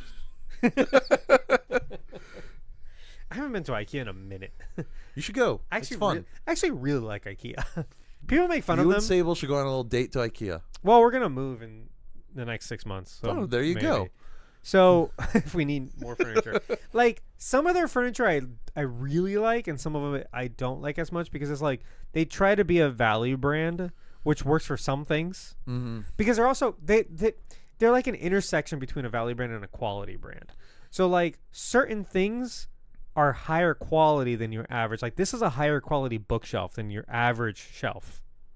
This drawer, sorry. I was like bookshelf. I know. Is that an IKEA bookshelf? No, it's not. Oh. And that is way higher quality than this bookshelf. That looks like I could kick it down. This is right like now. Walmart, and it's like made of cardboard. It's like $50. That's not good. But that is solid as fuck. But a lot of IKEA stuff feels very cheap too, though. This is IKEA. This tabletop. They stopped doing this after this one. You got a butcher block from IKEA? Yes, they stopped doing. They do butcher blocks for their countertops now. It's like in the really kitchen section. Those are expensive. Yeah. But this was for these tabletops for desks. Like after this, they only do laminate ones. Not laminate.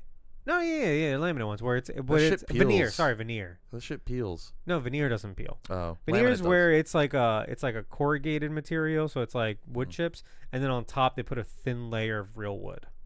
That's a wood veneer. Anyway, this is not. That. This is solid. This is solid. This is butcher block. So I have to treat it. I actually found a really good wax, and this is way off topic. IKEA is on topic for the movie. That's actually true. But yeah, you can't get this anymore at IKEA. So I really got lucked out. Also, these two legs from IKEA were from my old setup. What the hell? I don't know if you want them. I don't know what I'm gonna do with those. They're desk legs. They're like solid desk. My desk is like one unit though. I need to get a new desk. Anybody need this? I will mail it to you. If I find myself a butcher block, sure. Because I got the standing desk now, so I just need to get a butcher block so I can. You can. There's places where you can get a good butcher block. This is a 30-inch, so I have desk space. But right. if you don't need desk space, you just need computer space. 25 inches is perfect. So it'll come up to here. Okay. Anyway, Philly went to Costco for lunch once in college. Cool. You know samples. You know what Costco and IKEA have in common? Cheap ass hot dogs. Yeah, but if I'm at IKEA, I'm getting the meatballs. Over the hot dogs? I like whatever sauce that stuff is in. It's like a white sauce. It's so good. You can buy it in the grocery downstairs. Have you done that? I haven't, but I should. They've got that little Swedish I think they also just store. have bags of meatballs that you can buy too. That's what I'm saying. Yeah. Oh, I thought you meant the sauce. No. I'm saying like the meatballs. They're in the sauce. In the little grocery section. Yeah. Yeah. I should do that. Yeah. There's a myth that Philly is saying he fucks with Costco hot dogs. There's a myth that they like make a loss on those hot dogs, and I don't think that's true, but I think it's almost true. I think that they're refusing. They still make money off the hot dogs, but they're refusing to go up any higher because it's good for press and it gets people in the stores. Which you make infinite more money getting people to come in and actually buy. Yeah, it's basically product. It's basically a marketing ploy, right? And the Arizona iced tea guys, they said they're going to keep their cans of Arizona tea 99 cents for as long as they possibly can. Well, they're good guys because what they do is that they put the price on the can. Yep. So that they can't really be marked up. So if people mark it up, they can actually be reported and lose their license to sell Nice. Arizona. Yeah. Yeah. Stick it to them. Can't wait till I start seeing those say $3 a can though. Anyway, he makes Ryan Reynolds and David Beckham jokes in here too about like being ugly, which I think is hilarious. Yeah. Well, he calls himself good looking. Right. But then he makes a joke about David Beckham being weird looking. And then in the promotion for Deadpool 2, he like David Beckham's there for it and he like apologized. Do you remember that? I remember. Yeah. We'll talk about it in the next one. It was like some like press shit. Yeah. Yeah. Yeah, Philly, that's what it is. Anyway. Furious, Wade and Weasel prepare for war and gather all the guns in the house, enough to fill an entire pink duffel bag, and also Blind Owl's tiny 25 caliber pistol. He loads Dopinder's taxi and heads for the X-Mansion to recruit the only 2 X-Men the studio could afford. As they travel to the fight, it's clear Dopinder has kidnapped his cousin Buntu and is keeping him in the trunk. As the trio make their hero walk into the final showdown, Deadpool realizes he once again left the ammunition behind in the taxi, but Dopinder has his hands full with the police and Buntu. He gets like rear-ended and you just hear Buntu screaming in the trunk. Now he's in a lot of trouble. Oh man.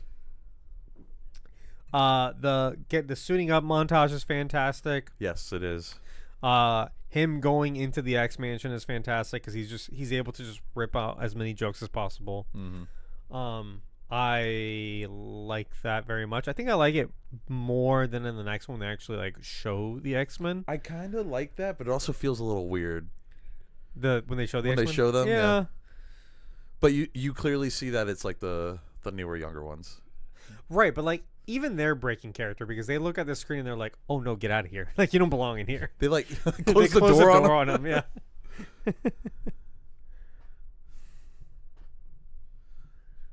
Okay. I mean, you're not wrong. You're not wrong, Philly. Blake thrives. He loves attention. On that attention, yeah. He couldn't be happier than when you two are talking shit about each other.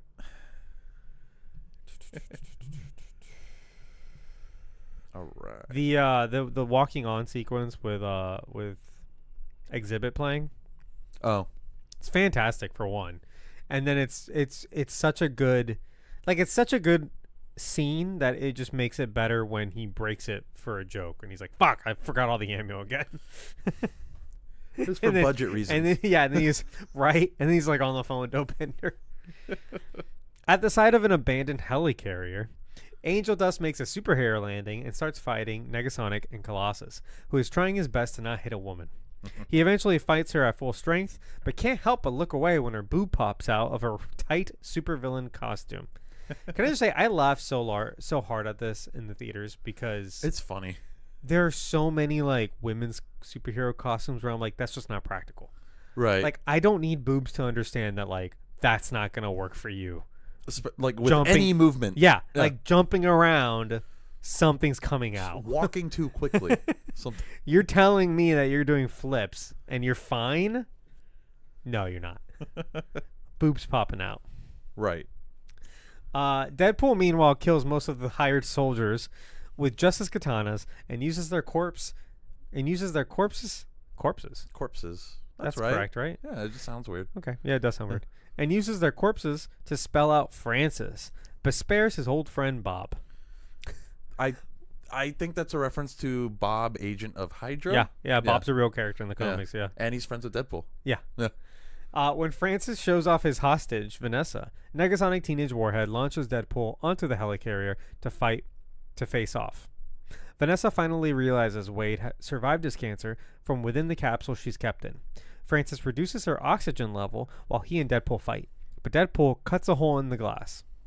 Francis stabs Deadpool in the brain, and Vanessa gets loose to stab Francis, saving Deadpool.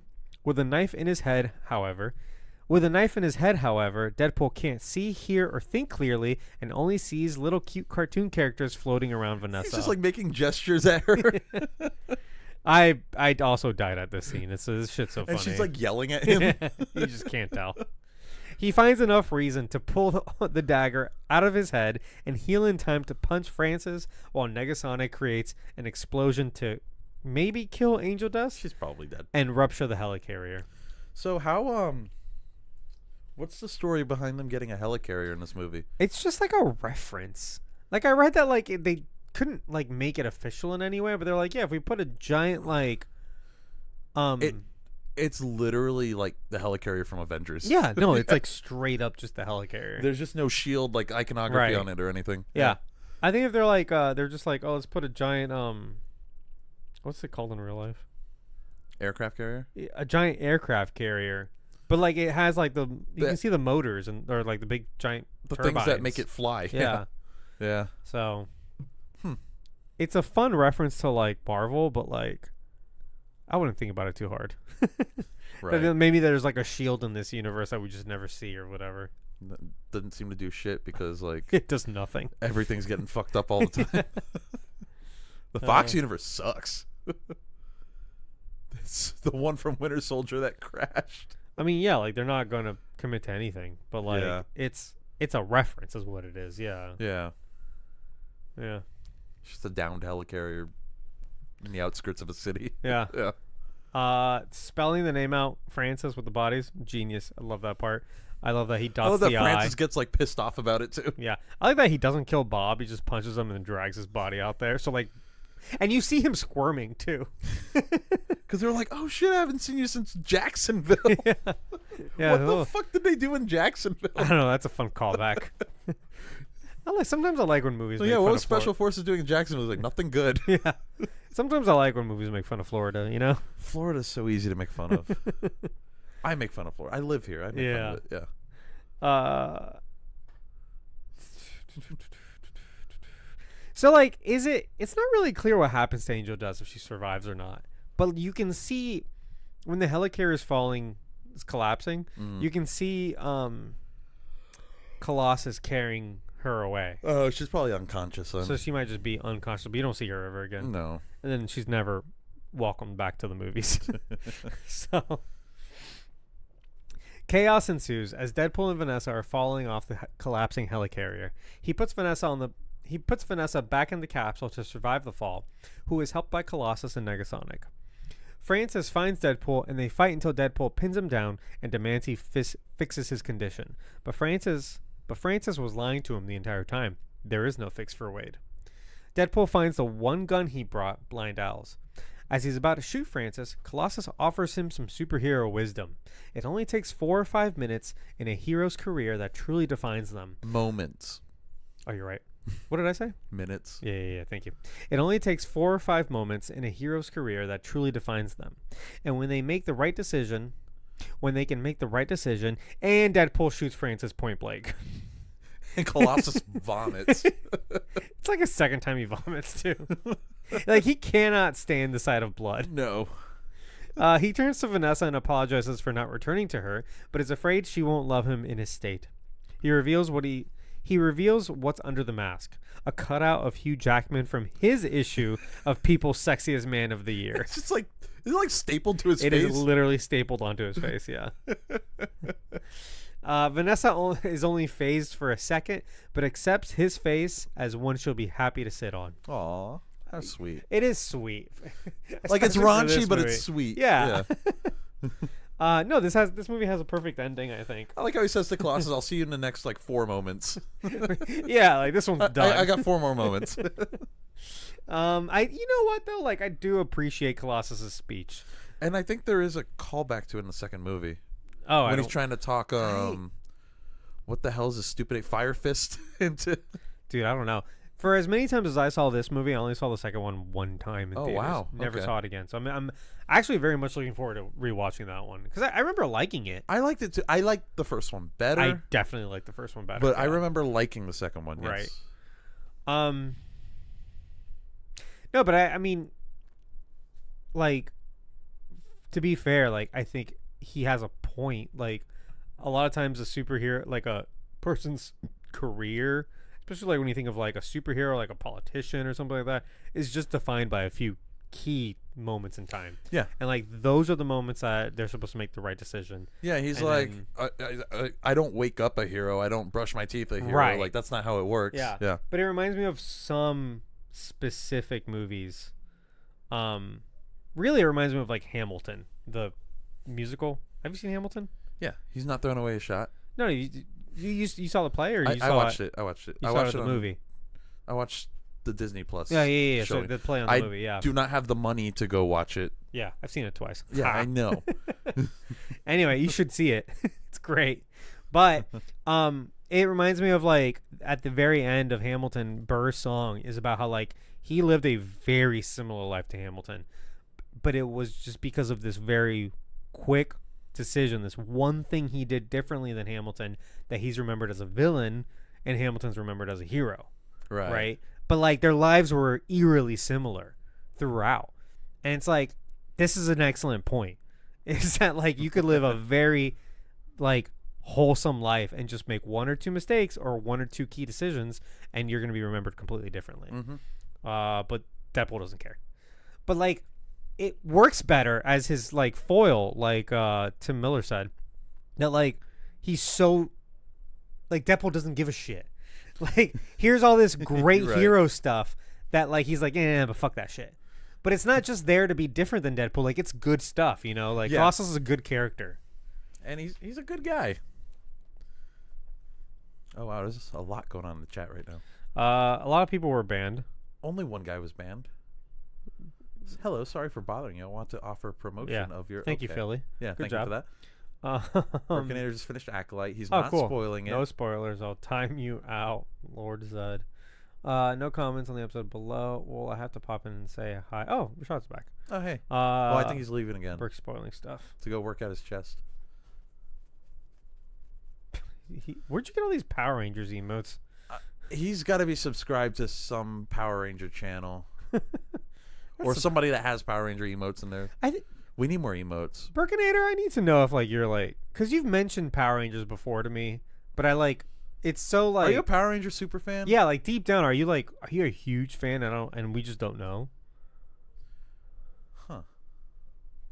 How'd you feel about the 2017 movie?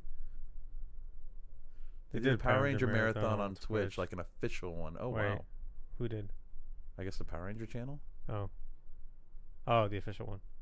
He's a very big fan. Like an Oh, official cool. fan. Very big fan. But like we've talked about it, but like I never really like gauged how much of a fan you are. Well, you got a lot more into Power Rangers when we covered it. Not really, just for a minute. For a minute, you were like all about it. I rewatched some episodes. You're like, that I'm I watching saw as a Zeo. kid. I watched like 2 episodes. Zeo's. I like Zeo. Yeah. It's a bit silly, but I think it's when the storytelling of Power Rangers started getting like good. Oh, hey, Honey Badger's here. Sup? Saban and Twitch did one. Oh, nice.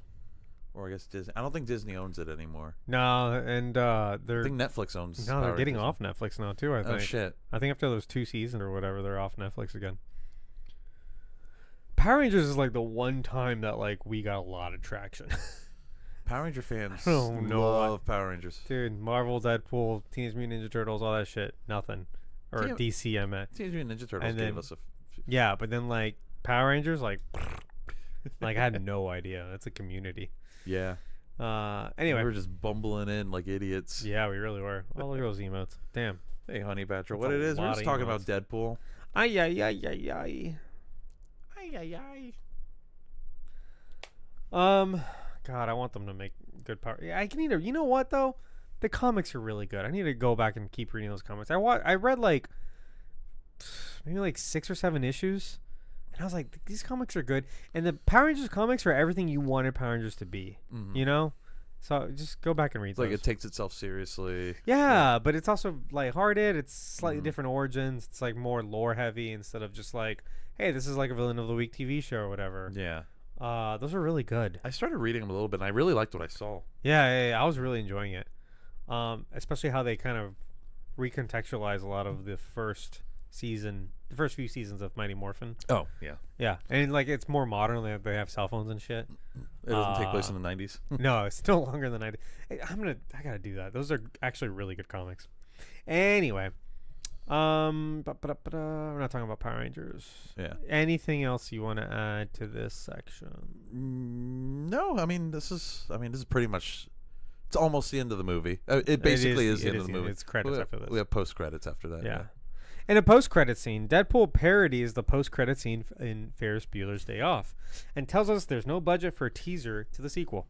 But then he returns to say that it'll have Cable in it, maybe played by Keira Knightley. She's got range. I wish they did that. That'd be so fucking funny. No, obviously, don't do that, but no, in this scene though, like I could see like the Ferris Bueller facial expressions on Deadpool's face, if that makes sense. So after that, because like when he's like, "Go home, yeah, it's over." I watched the Ferris Bueller one, and it's like they really worked really hard at making it like spot on. Yep. And then he goes, chicka, chicka. Yeah. Pow, pow. Ferris Bueller's Day Off is a great movie. I've never seen that movie. What? I know. Yeah, I never seen it. Wow. I get all the references. But no, I need to watch it. Damn. So a good friend of mine, you've met him, John. Mm. First thing he ever says to me, and this was like 15, maybe more years ago, and it was like, "Hey, my name is John. Favorite movies, Ferris Bueller's Day Off." And I was like, "Cool." I've never seen it. And I still haven't. Wow. Anyway.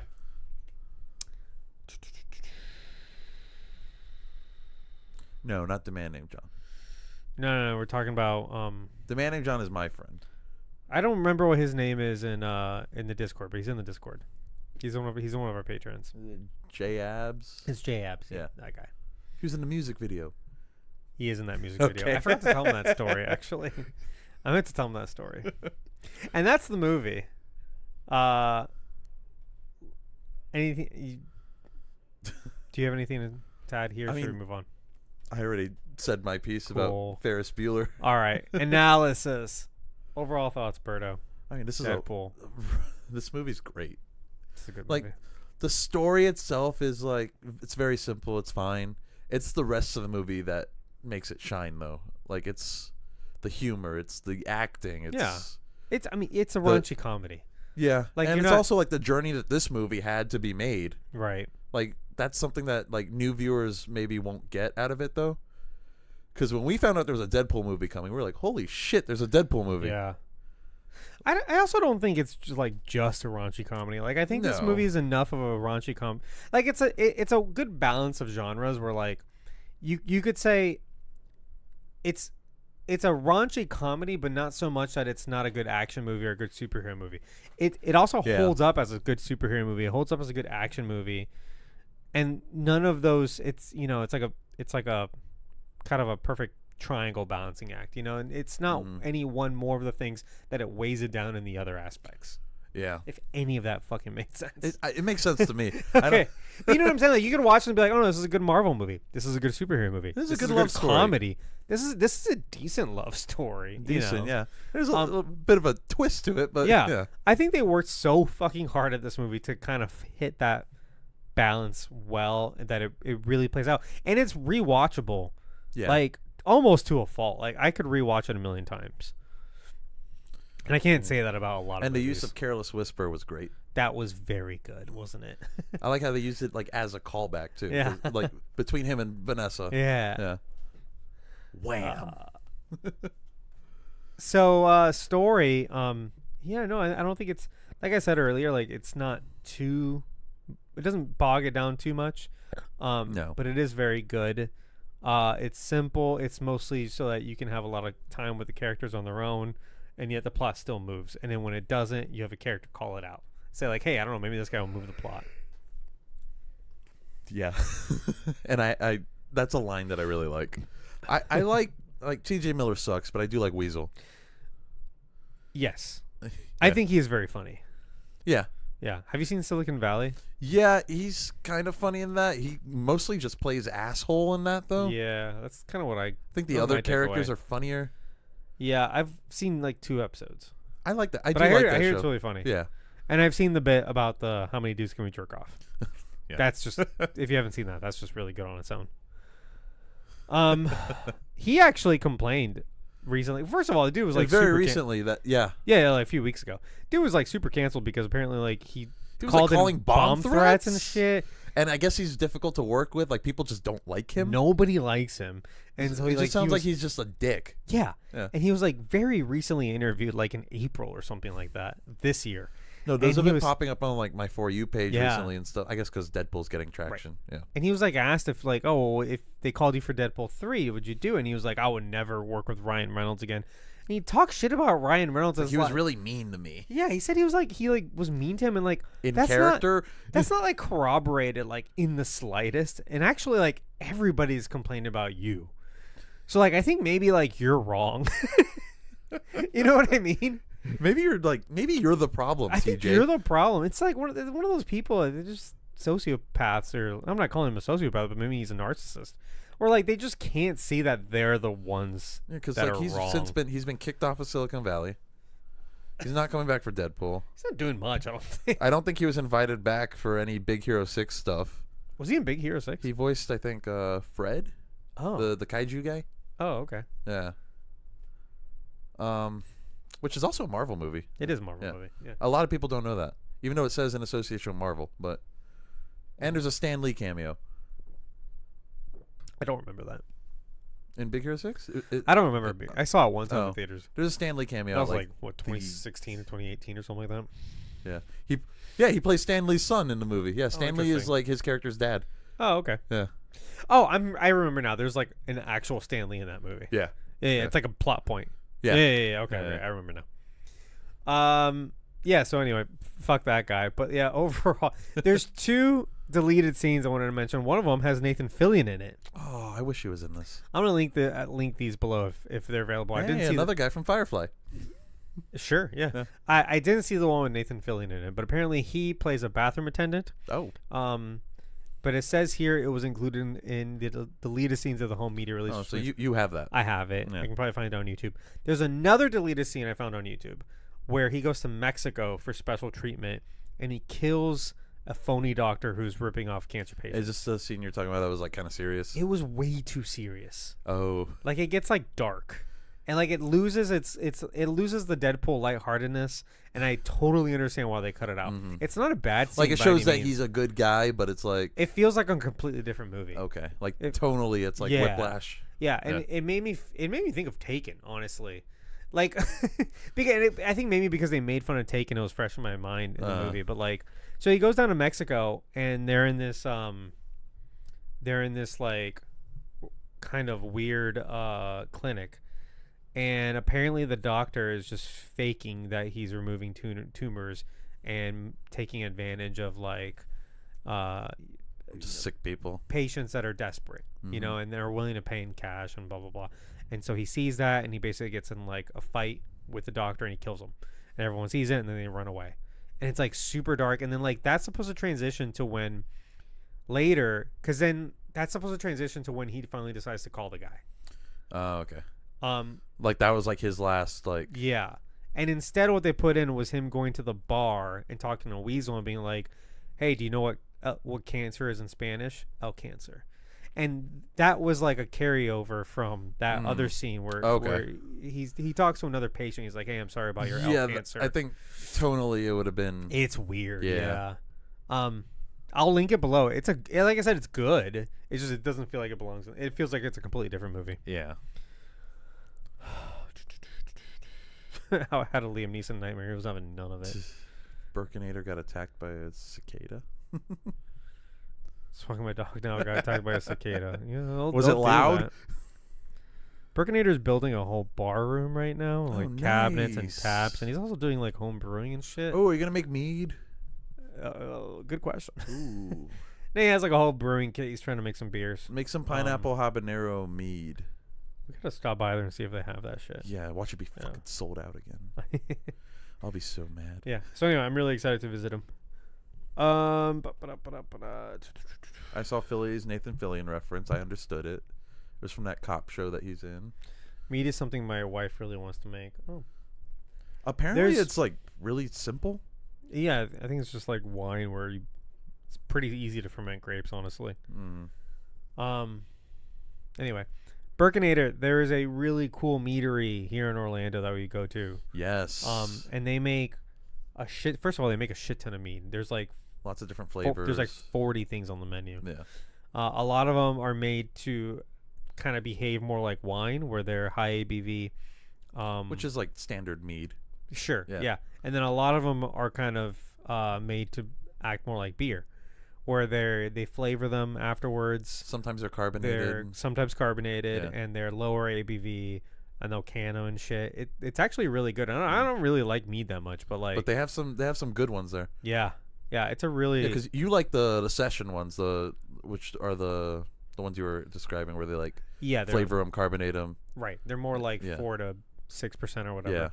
Yeah. We've got universal passes, and once this project goes through the first wave, we got to get an appointment set for a tattoo. Oh, nice. Yeah. So if you are in town, actually, I would really like to go down. There's a street. I'm not getting too specific. There's a street in Orlando that has the meadery. It also has one of those beer places where you get like a wristband. And then, like, you tag the beer you want, and you just pour however much you want, and you get charged. Which is usually like a wine thing. Yeah. You get charged per ounce, so you can try like a gajillion different beers, and they have like 100 taps or something like that. It's really cool. It's a really good Asian fusion restaurant there too. There's also a really good Asian restaurant there. Yeah, it's like my favorite restaurant in town. So it would make for a perfect 1, 2, 3 hit. You get food, you get some beer, you get some mead. Mead could be the dessert. Yeah. Yeah. Or maybe you want to get the food after the mead, because it is sweet. I don't know. Maybe I don't know what order you want to do that in. You do it in order, north to south. Or just pick up the food from the restaurant and eat at the meadery, because they do allow that. Here's you do it in no. You do it in north to south. You do the beer first for a little bit. Okay. Work up an appetite, get some food, and then nightcap at the meadery. Maybe take your food with you. Yeah. Eat your leftovers if you're still hungry. Yeah. Yeah, that's how I get sick from drinking 20 different. Yeah, beers. but it's fun. I mean, you can have like a little bit of the beers. You know, you don't have to try the entire place. I mean, you could. See, like Burkinator's the kind he likes. I would every beer except IPA. Like he passionately likes every other beer. But IPAs suck for him. He doesn't like IPA. Oh. So like, for me, I go to a place. I'm like, oh, I want to try the 2 IPAs they have. He's like, I want to try the 8 non-IPAs that they have. Oh, he's watching an ad right now. I'll catch up in an hour when it ends. Hey, you're supporting us, so that's good. It's money, baby. I always got to remind myself to check to resubscribe to myself. Oh, yeah. Because I forget to do it. Use that Prime. Anyway, acting. Everyone's fucking fantastic, I think. Even TJ Miller is good. TJ Miller is good. Like I said, I do like him in the roles. I like his work. I just don't like him. He sucks offset and like offset and like or off screen. Or off screen. On set. Yeah, on set. Off screen. Anyway, I skipped the ads by subscribing to Twitch TV. Didn't know you could do that. Yeah, you can do that. Wow. But at the end of the day, you gotta remember, like, this shit is like a job, like any other job, and like your behavior is part of the job. Be professional. Yeah. Anyway, I think everyone's fantastic. Even like Brianna Hildenbrand, which is like kind of a newcomer at the time of this. She does a great job, and I she's remember really liking her more in the sequel. Actually, she also has more to do.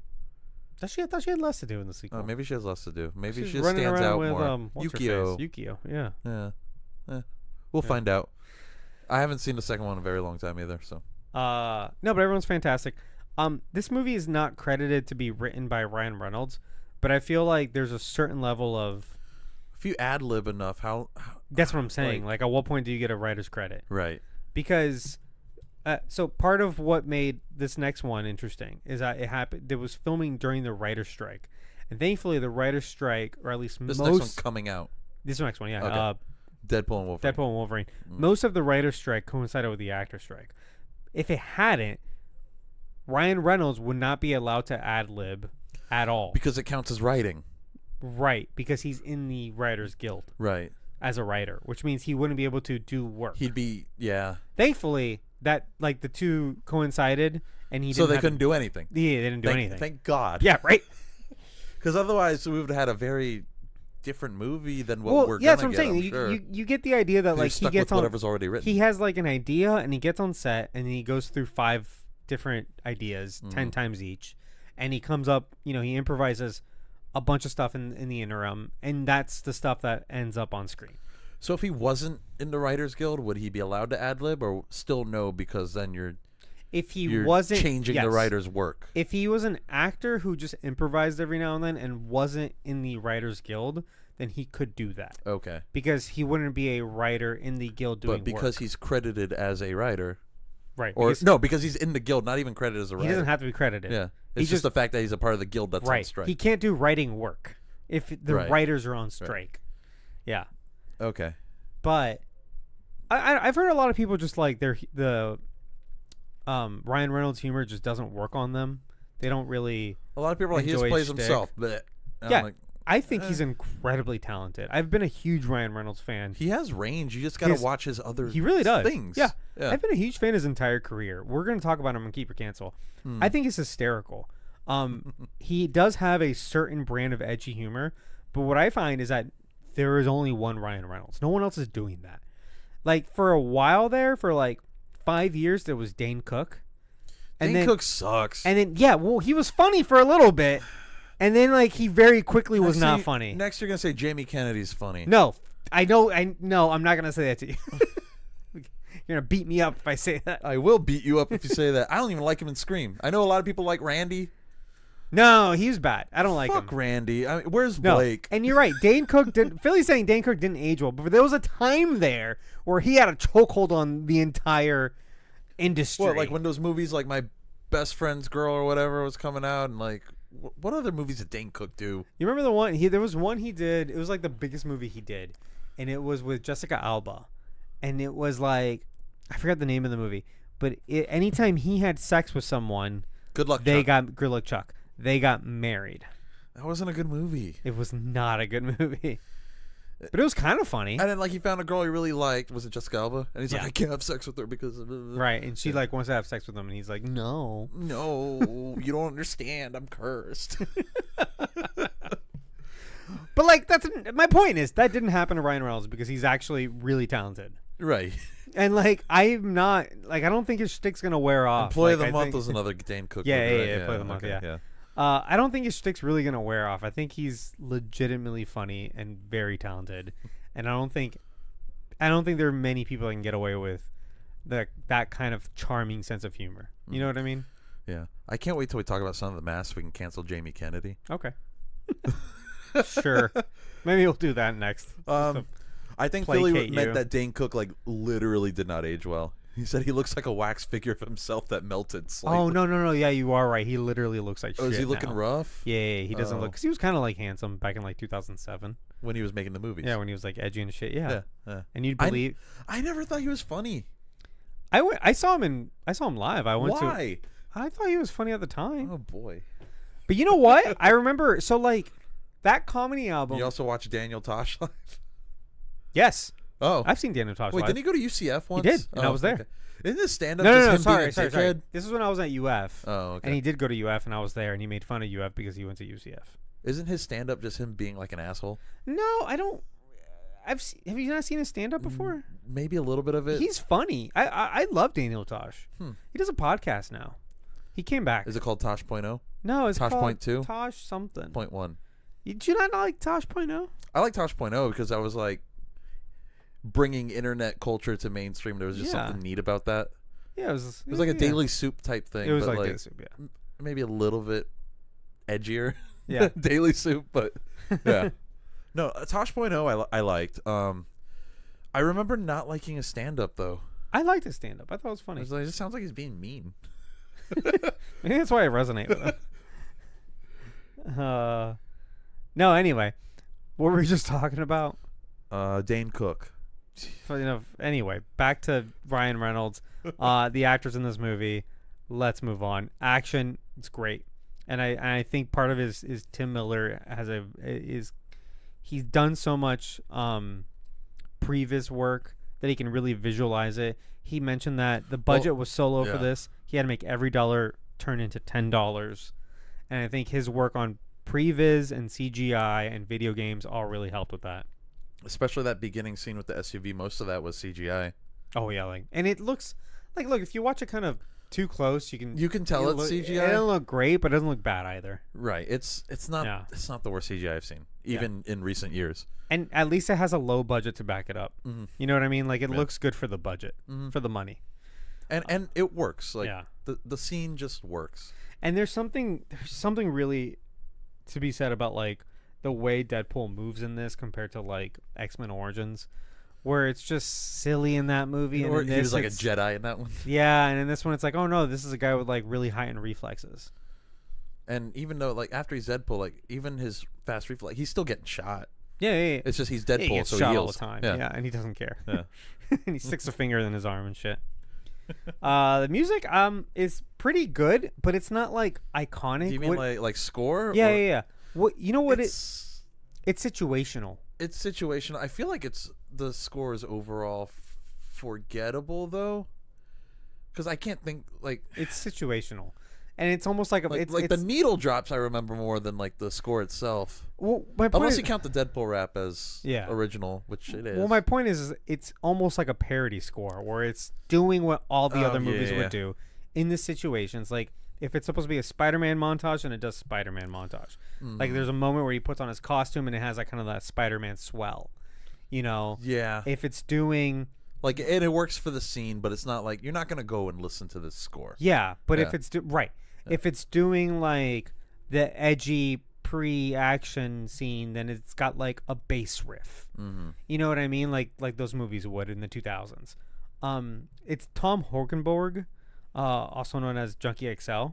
Right. He's immensely talented, and so I really and this is earlier in his. Did he do the score for the second movie too? Because that one's a little more memorable for me. Actually, I don't know. Especially specifically the Juggernaut theme. Yeah. You'll know it when you hear it. But I think it's very utilitarian. This, like, it works for the movie. Yeah.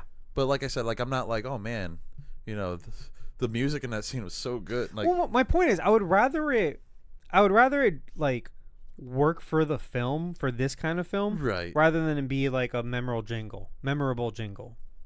Do you know what I mean? Yeah, you don't want them to Danny Elfman it. Yeah, I don't care. Like it doesn't need to be like a John Williams score where like I can hum it afterwards. Right. If it does the job for the scene. Yeah, because I was gonna say, in man, this case, I almost said like I really wish like Deadpool had like a musical theme. I guess it's his little rap.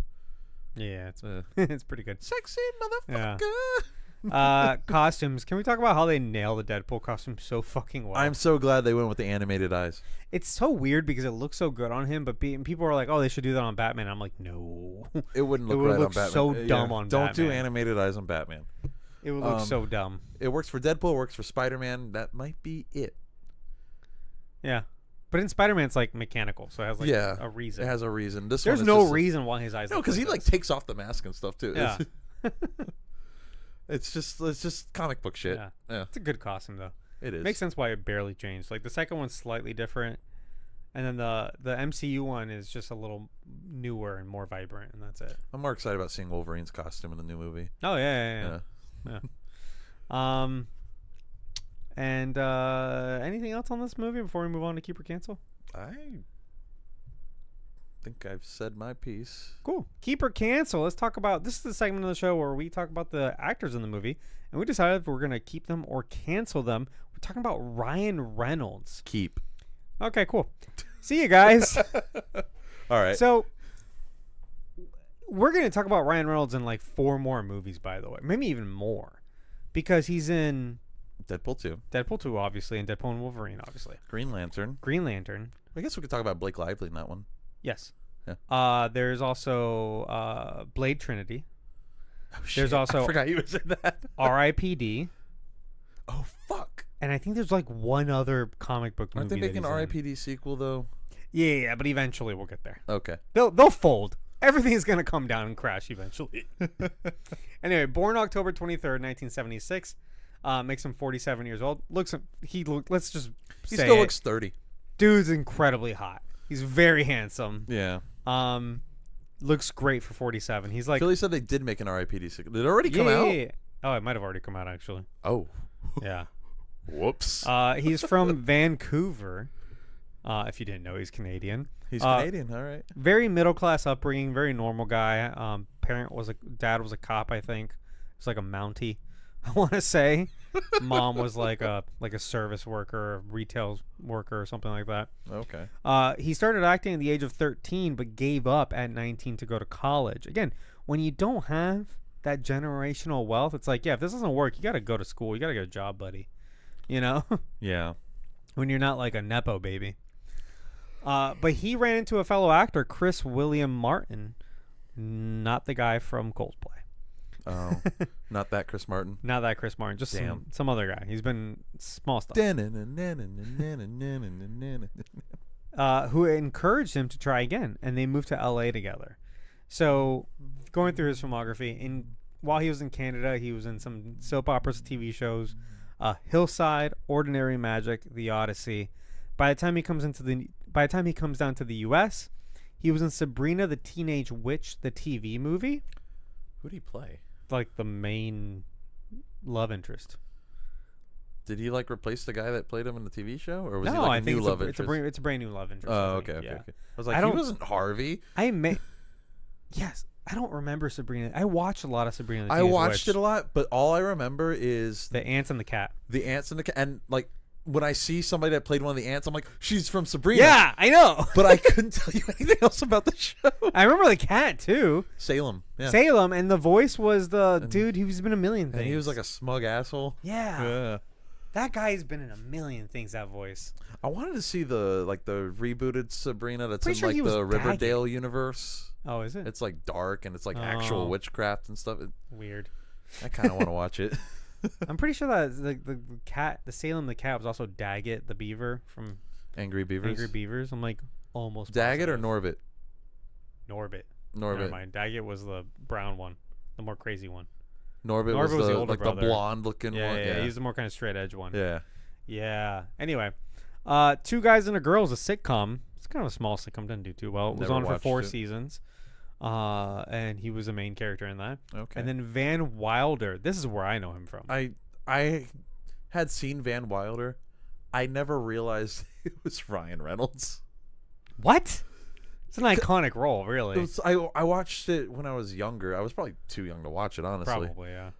But like, now that you said he's in it, I'm like, holy shit, that was Ryan Reynolds. Yeah. I also haven't seen it since I was a kid, so. So like basically he's like a frat boy, Mm. king on campus. He's playing himself. Let's be for real. Like it's the most iconic. It might not be iconic, but it's like the most quintessential like Ryan Reynolds role, I feel. Yeah, I mean, I'm not calling him a douchebag. I'm saying he plays a douchebag well. he does the same thing in Waiting, which Yeah. we'll get to later. Oh, it's like the same character. Like Yeah. Waiting is basically a sequel to Van Wilder. Because it He's would the be same character. Well, yeah, because it would be the guy who peaked in college. Is his name Monty in that? I don't think so. Damn it. I think it's Van Wilder. Fuck. Monty Van Wilder? But it's you know what I'm saying? It's the guy that peaked in high school or college, ends up just being like a shitty server at a shitty restaurant. I think he's a good server at a shitty restaurant. Oh, okay. Well, I watched Van Wilder a bunch when I was in high school when that movie came out, so it was just like right up our alley. Super raunchy comedy. I was in probably 5th grade. Yeah. Anyway, Blade Trinity. The bad one. The bad one. Yeah, I The haven't. one that Wesley Snipes didn't want to. But apparently he's a cooperate standout in that movie. Have you seen Trinity? Because I No. have not. No, I haven't seen Okay. any of those. Huh. He has a cameo in Harold and Kumar Go to White Castle. I love that. Sort of like multiple celebrities. Yeah. The Amityville Horror. This is the 2005 remake. I've never seen the remake. I This saw the is original. the only Amityville Horror I saw. I saw it in theaters. I remember it like it was yesterday. I don't know why I remember seeing this movie. Was it good? I don't remember it being that good, honestly. Oh. Waiting. So this is the one you know. Yes, and this is also a movie that I feel like everybody that has ever worked in the restaurant industry should just watch. Yeah. If you haven't, There's a lot of the stupid little game they play. That's whatever, but like just what they go through during like the shift Yeah. and stuff. Though I'm just like, oh, a lot of this is relatable. For sure. Just Friends. This movie's fantastic. This is like one of you and Sable's I like, love favorite this Christmas movie. Yeah, right? it's a great Christmas movie. I saw it in theaters. Like, I remember you guys made me watch this, and I really liked it. Like I said, I'm a big Ryan Reynolds fan. I saw most of these in theaters. But this one holds up really well, I think. You watch this one now. It's hard to find. It's not always streaming on around the holidays. No holiday movies are ever streaming around the holidays. Have Weird, you noticed that? right? They want Except you to for the rent ones it. that like are on Disney Plus because Disney owns them. So Right. like you can always watch Jingle All the Way. Fuck. Oh, okay. Hang on. Because they want you to fucking rent them all. Like, I want a Turbo Man action figure. Smoking Aces. This was supposed to be like a... fuck, what's the name of that director? I don't know. Guy who did Aladdin. I act like didn't you're watch better it. at names than I am. I mean, actors and Maybe a stuff I little generally am. Yeah. Anyway, dude who did like Lock, Stock, and Two Smoking Barrels. It's supposed to be kind of like that. Actually, I think it's the same guy. And it just wasn't that good. And it was a stacked cast. And I remember seeing it one time and thinking like, movie wasn't that great. Huh. Anyway, he was in an episode of Scrubs. I remember that episode. And then X-Men Origins Wolverine as Wade Wilson Deadpool. Hey. So we talked about this a lot in that episode. Go back and listen to it. But after Blade Trinity, an executive sent him Deadpool comics saying if they were ever to make a Deadpool, it had to be him. Guy Ritchie. Thank you, Philly. Oh, Yeah, I know yeah, Guy Ritchie. Yeah. I don't know if Smoking Aces is a Guy Ritchie movie, but it's supposed to be like a Guy Ritchie-like styled movie. If Okay. that makes sense. Yeah. Yeah, so his character in Blade Trinity is just, he's very quick-witted, and he's got the guns, and he's an action guy. And Bit of an asshole. Bit of an asshole, exactly. Smart aleck. Two Smoking Barrels. Yeah, no, that I knew. And so, yeah, it's easy to see that and be like, that's Deadpool if you know who the character is. And so that's kind of how he got that. Even though he didn't have the black diamonds. That's true. So But they gave him the black diamonds later. So that the fans would really, because they know, the fans would be happy about that. So fucking Despite his mouth being so sewn shut. fucking stupid. Anyway, so they said that he was handed the comic, and the first panel he looked at was the one where there's a Ryan Reynolds reference in it. He says that he... That's what he says. Deadpool And- says it, yeah. Yeah. No. He claims that he opened it to that page. And that's what made him like, he's like, I need Yeah. to do this. Where someone asked Deadpool, like, what does he look like under the mask? And he says, I look like a cross between Ryan Reynolds and a Shar-Pei. So ugly Ryan Reynolds. Yeah. He was in a movie called Buried. Did you watch this one? It looks terrifying. Yes, and it's very stressful. Don't want to. I never want to see He's that buried one. alive. He's stuck in the coffin. He's- yeah. yep. Nope. That's a big nope for me, dog. And like the whole movie's like very claustrophobic. I just remember the Yeah. posters just him with like a lighter. That's like all he has. Yeah. Fuck that. It's yeah. Green Lantern. We'll get to that one. That one's coming up. That's where he met his wife. Yeah. He did meet his wife though. There's a takeaway there. Blake Lively was on that movie. And we're gonna talk about her, I assume, when we get to that. Yeah, I sure. don't think there's many other standout actors in there. We didn't talk about news today, but they got a showrunner and everything for the Green Lantern TV show. Oh yeah, Lanterns. Yeah. I think it's called. Yeah. Maybe. Is it live action? Yep. Oh, cool. I think so. I hope it's like a cop type show. Yeah. Yeah. That's what I'm hoping for. I hope it's good. I just want some stuff to be good. Yeah. The change up, the proposal. Stop me if you've. The proposal's decent. I don't think Sable watched it the other day, and I was like, "This is not good." Maybe it didn't. They age don't well. have any chemistry for some reason. Is it you that? No, you're. Kai hates Sandra Bullock. You don't. Oh, hate I her. don't like Sandra Bullock. Oh, either. you don't like her either. She seems very nice. Don't get me wrong. I just don't think she's that I talented. think she was all right in Gravity. Yeah, sure. I don't know. Gravity didn't really like impress me really. Oh, really? Yeah. Did you watch it in theaters? Yeah. Oh, I was like It's good. I had a lot You of don't understand. anxiety watching that movie. I love Alfonso Cuarón. Like he's one of my favorites. I just it didn't do it for you. It didn't do it for me. Yeah. Maybe Sandra Bullock just couldn't get that emotion out of you. I just don't think her movies are very good. I like her in rom-coms actually. So The Proposal. Yeah, just not that one. Adventureland. Yeah, he like pops up out of nowhere in that movie. That's the Kristen Stewart one, right? With Jesse Eisenberg. Yep. Yep. Yeah, and they're like in a And they're both theme park or just something. the most awkward people ever. Yeah. Well, I think they are in real life. Safe House. R.I.P.D. So we might come back to that one. The Croods. The Croods. What the fuck? Deadpool. Life. Isn't that the one that's like a Venom prequel? Yeah. It's like a secret prequel to Venom. Yeah, and we all thought that was the case because they're like in space and there's like. Well, I think it kind of works. It might. I didn't That see it. Did you movie- see it? It's the way the alien is. It's very similar to how a symbiote Very is. symbiote. Yeah. So it's.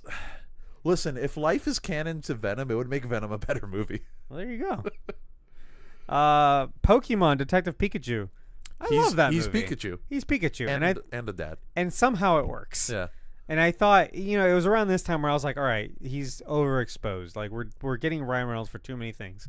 Someone else should have been this character. But I think he pulls it off. I think it's a really good movie. Really, yeah. And Philly Life did get a sequel. It's called Venom. Unfortunately, that sequel sucked.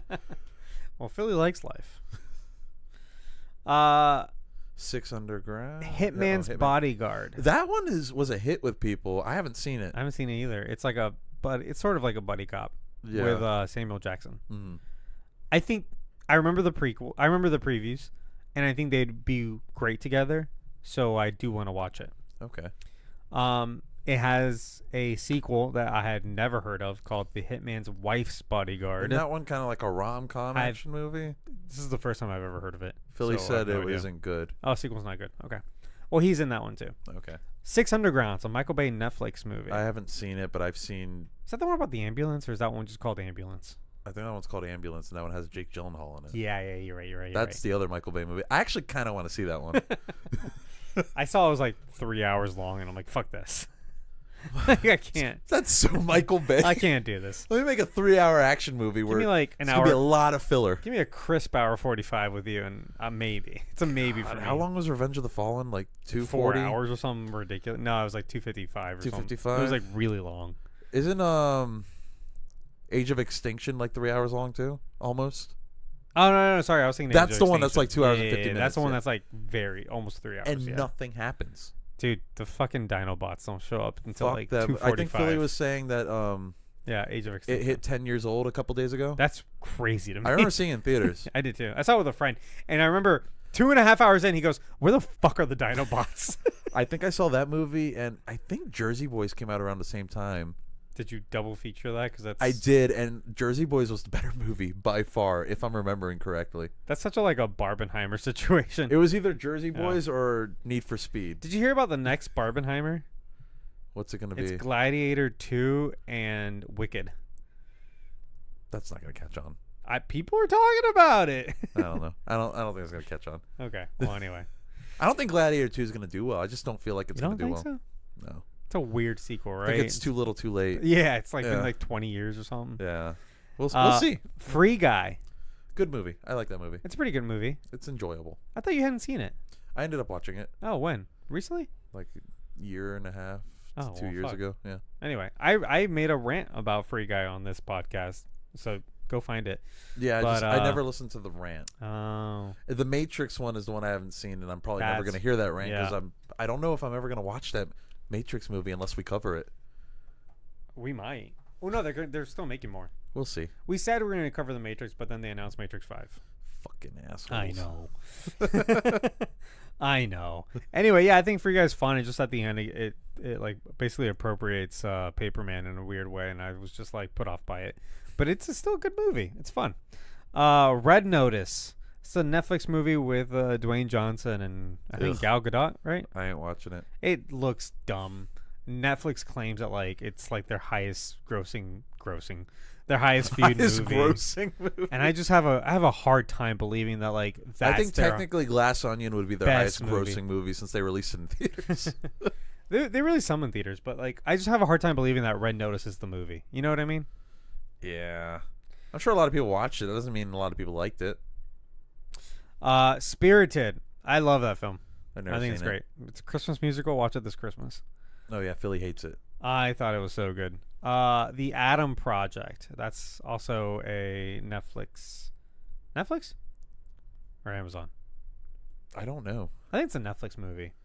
It's directed by the same guy as Free Guy, Sean Levy, who's then also doing. Is it Sean Levy? I think it is Sean Levy, who's also doing Deadpool and Wolverine, and it may be in talks of doing an Avengers movie. Okay. Yeah. Other things. He has a production company called Maximum Effort. I've never heard of that. Well, it will be making the next Clue movie. Will Paul Rudd be in it? Why would he be in it? Because he was in Clueless. You know, Clue's the... Okay. Just making sure. I'm aware. Okay. He acquired a stake in Aviation American Gin. Apparently he sold that for a ton of money. He's a kind of an entrepreneur when you look at this. Doesn't he own Mint Mobile? No, he has a stake in all these things. Oh, okay. Meaning he owns like 20% or something. Okay, But he might be one of the biggest stakeholders. Okay. He's also one of the most famous stakeholders, which is why he does like He makes all the commercials. marketing. Yeah, for all these. Anyway, to your point, acquired a stake in Mint Mobile. I heard that like that might be getting bought by some other company, but Like one of the bigger. yeah. Okay. But I heard commercials for it like today, so I guess it's still around. Who bought Singular? AT&T, Oh. like 2 decades ago. Who bought Boost? Or is Boost still their own thing? No, Boost is not a thing anymore. Where you at? Yeah, because they were doing the walkie-talkies. Yeah, I remember. Yeah. I remember an episode of Aqua Teen Hunger Force just making fun of it. He purchased Wrexham AFC that's the Welsh soccer club, alongside Rob McElhenney. Wow. Okay. You know about this. Everyone knows about yeah, this. everybody knows about this. The whole process is incredibly well documented in an FX documentary called Welcome to Wrexham. Of course they made a documentary about it. Of Have course you- FX did it. Have you seen Welcome to Wrexham? I have not. Very good. It's like legitimately a good documentary. Yeah, it's Oh, really, shit, really, okay. really good. I've seen one episode and I was hooked, but not hooked enough to keep watching. But that's my own fault. I really like Rob McElhenney. Rob McElhenney is really cool. You would like Welcome to Wrexham even if you don't like soccer, because he starts off him talking about like how he came from like poverty, like he Rob or Ryan? Rob. Oh, Ryan. I mean, we talked about it, like middle class yeah, upbringing, middle class. Yeah. not poor. Rob was poor. Like he visits his old house, like in Philly. Mm-hmm. Just super And poor in rough. Philly is Yeah. not great. And then Sorry, Philadelphians. This was the idea to buy the soccer club and do all this was his idea, and he just kind of needed someone else to help him back it up. And then he kind of got in contact with Ryan Reynolds. They seemed like they would be best friends, but like they barely knew each other really at this Oh time. wow. And the whole thing just kind of really worked Are out. they really good friends now? They are now, yeah. They seem great for each other. Honestly. Yeah, honestly, yeah. And the whole process, like I said, is well documented. But like, they really poured their hearts and soul into this like really small, very poor blue collar town in Wales. And all this town really had is like their soccer club that's like mediocre at best. And they're like, you know what? Let's do something with this. Yeah. And like they've really kind of regenerated not just the town, but like obviously the club. Is it like surprisingly like feel good? Yeah. Oh wow. Yeah. They've 'Cause actually that's not something you imagine the with team's like been these two promoted people. twice since Damn, they bought okay. it.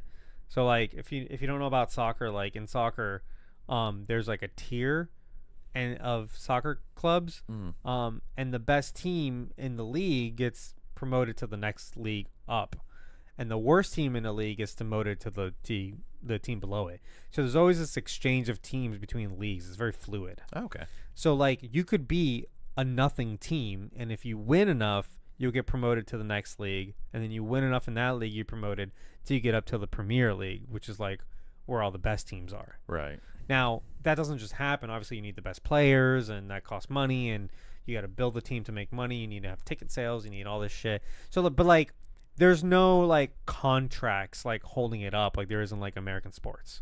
Oh. Like if the Tampa Bay Buccaneers suck a dick for 20 years, which they did for their first like 20 years that they were around, and then they won nothing happens once. to them. They, you know what I'm saying? They're just the worst team in the league for There's 20 no years. like real consequences. There's no ramifications. Yeah. And in fact, they get boosted by the NFL because they get higher draft picks and stuff to try to get better. And their marketability might suck. Yeah, and that obviously takes a toll. But also, it's like they're the only football team on that part of Florida, and there's a lot of people that live there. So like, they're always gonna have fans and yada yada. But like that in was me. Right? Same with me. But like in soccer, it's like there's so many teams that they all kind of flow in this system. Mm-hmm. So by them purchasing this team and like really injecting it with money, basically, right? You know, they were able to get attention, get better players, and then win more games, and then be promoted to the next few leagues, and then like stadium improvements and all this other stuff, and then the town economy and this actually changes. helps the town. Oh yeah, a lot. So pretty fucking cool. Okay. So it's like all his, you know, business ventures aside, like he just seems like a real standout guy, and he's hilarious, and I really enjoy him on screen. So he's a super keep for me. Yeah, that's a keep for me too. I can't really say anything bad about him. Yeah, that isn't like I can't say anything bad about him that's like actually bad. You know. Yeah. Like some people be like, "Oh, he's so samey." Like that's not like a bad thing about him, though. I don't think he is. I think he's evolved a lot. Like, and I think he's legitimately funny. Yeah, and he's good. Like he always has like that sarcasm about him. But that's just his sense of humor. But he also pulls it off better than anyone else, I think. I can almost agree with that. I'm not. I don't. The shtick is not worn off on me, is what I'm saying. And he's been around for a long time. So perfect for Deadpool. Oh no, match made in heaven. Yeah. There's I mean you could say like, you know, RDJ and Iron Man and yada yada, but like I think Garfield and Spider-Man. Nah, hold on. But I don't think you can beat Ryan Reynolds and Deadpool. Like this is the perfect match. Yeah. So it's a keep. Yeah. Super keep. Excited to see him in Deadpool and Wolverine. Hell yeah. Into the Phantom Zone, Birdo. This movie, Deadpool. This is not going to the Phantom Zone. Yeah. This movie needs to be around forever. It needs to be studied. It needs to be studied. I don't know if I go that far, but no, this is absolutely like a movie that if you haven't seen it, you should watch it. And it's like maybe it's not for everybody, you know, depending on how you are with gore, raunchiness, all that. But like it is a good movie.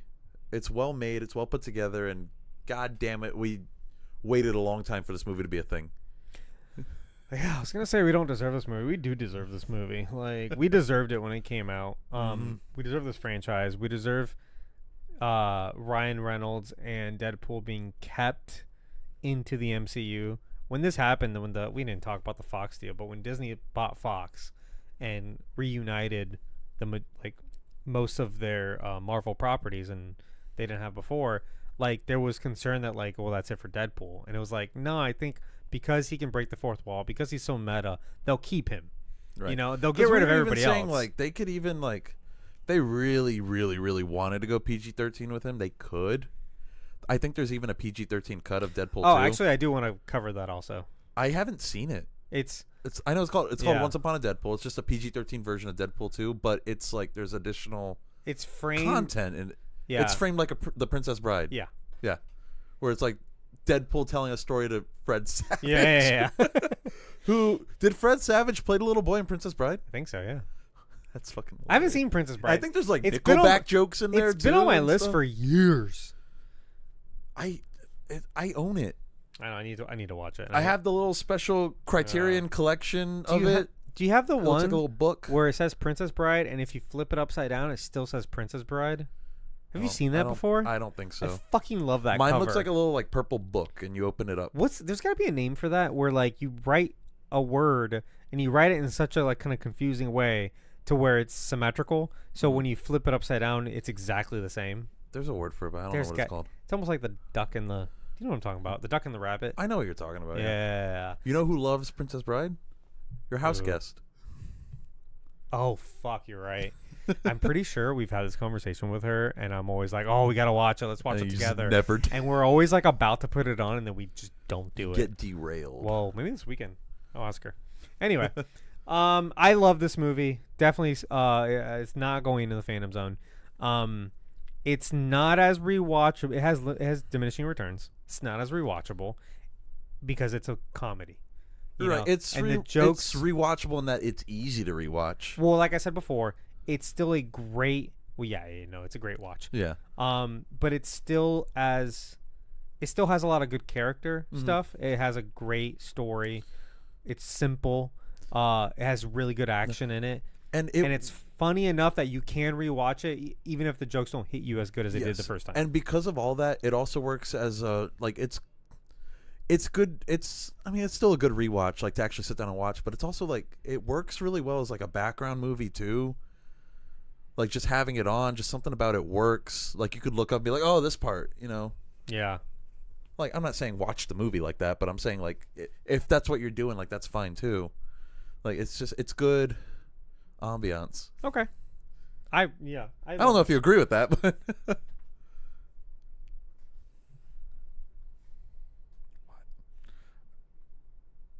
are you being told to hurry up? Yep.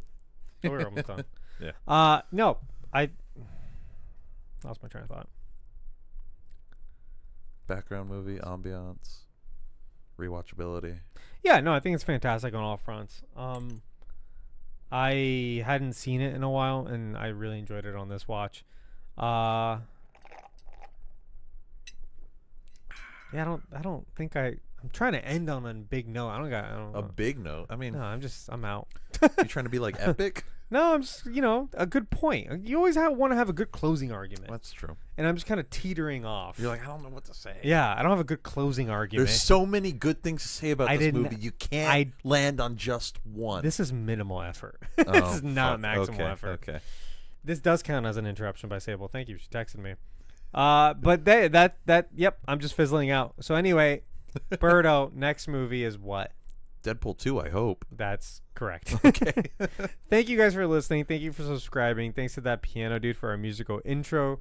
You guys make sure you leave a rating and review on Apple, Spotify, wherever you get this podcast. Please tell a friend, and thank you so much for telling a friend. You can support the show on Patreon, where we have our second podcast called Where's Mephisto, Birdo? What's that all about?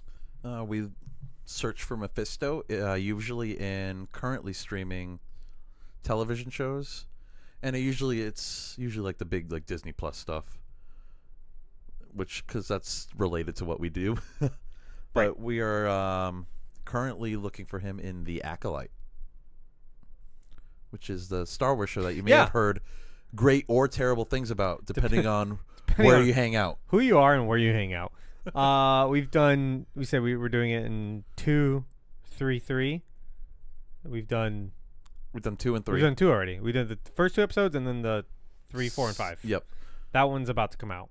Okay. I have to edit it, but it's about to come out. So yeah, then we'll do a new episode tonight. You're gonna watch it when you get home. It's already kind of late. I don't care. I'm not gonna watch it for a few days probably. I have So coffee in no me. spoilers. Anyway, you can, if you like the show, you want to hang out with us, you can do that on our Discord server, or you can hang out on our live stream on twitch.tv/filmsfrompz. You can hang out with like all our friends like Philly to the J, Honey Badger, Blake's Takes, Burkinator, RL. I know his name's Rashad, but I can never remember his like. I almost said handle. RL Stein. RL Stein. What's his actual tag? Wasn't Spider Nerd here? No, he said he was gonna be here and he wasn't. Damn it! What a dweeb. Anyway, I hope he hears this. Anyway, guys, if you want to be like them, hang out with us. Yell at us instead of yelling at the void. We'll listen to you if you come on here on Twitch. You can follow us on Instagram, Films from Phantom Zone, Twitch, Films from PZ. I already said Twitch. Twitter, Films from PZ, TikTok, Films from PZ, and we forgot to shout out the Sound Lord. Oh yeah, Sound Lord was here too, and he just had a baby, and we congratulated him. Woo! And guys, we'll see you guys next week. Or next time. It's never a week. It's not a week. It hasn't been a week in a year. It's been 1 month between episodes. I was thinking about that this morning. I'm like, damn. We're kind of slow. Anyway. All right, guys. See ya. Bye. RL Skill. Oh, okay. Yeah, it's like I mean, you got Not the RL house guest. Stein. I saw the RLS.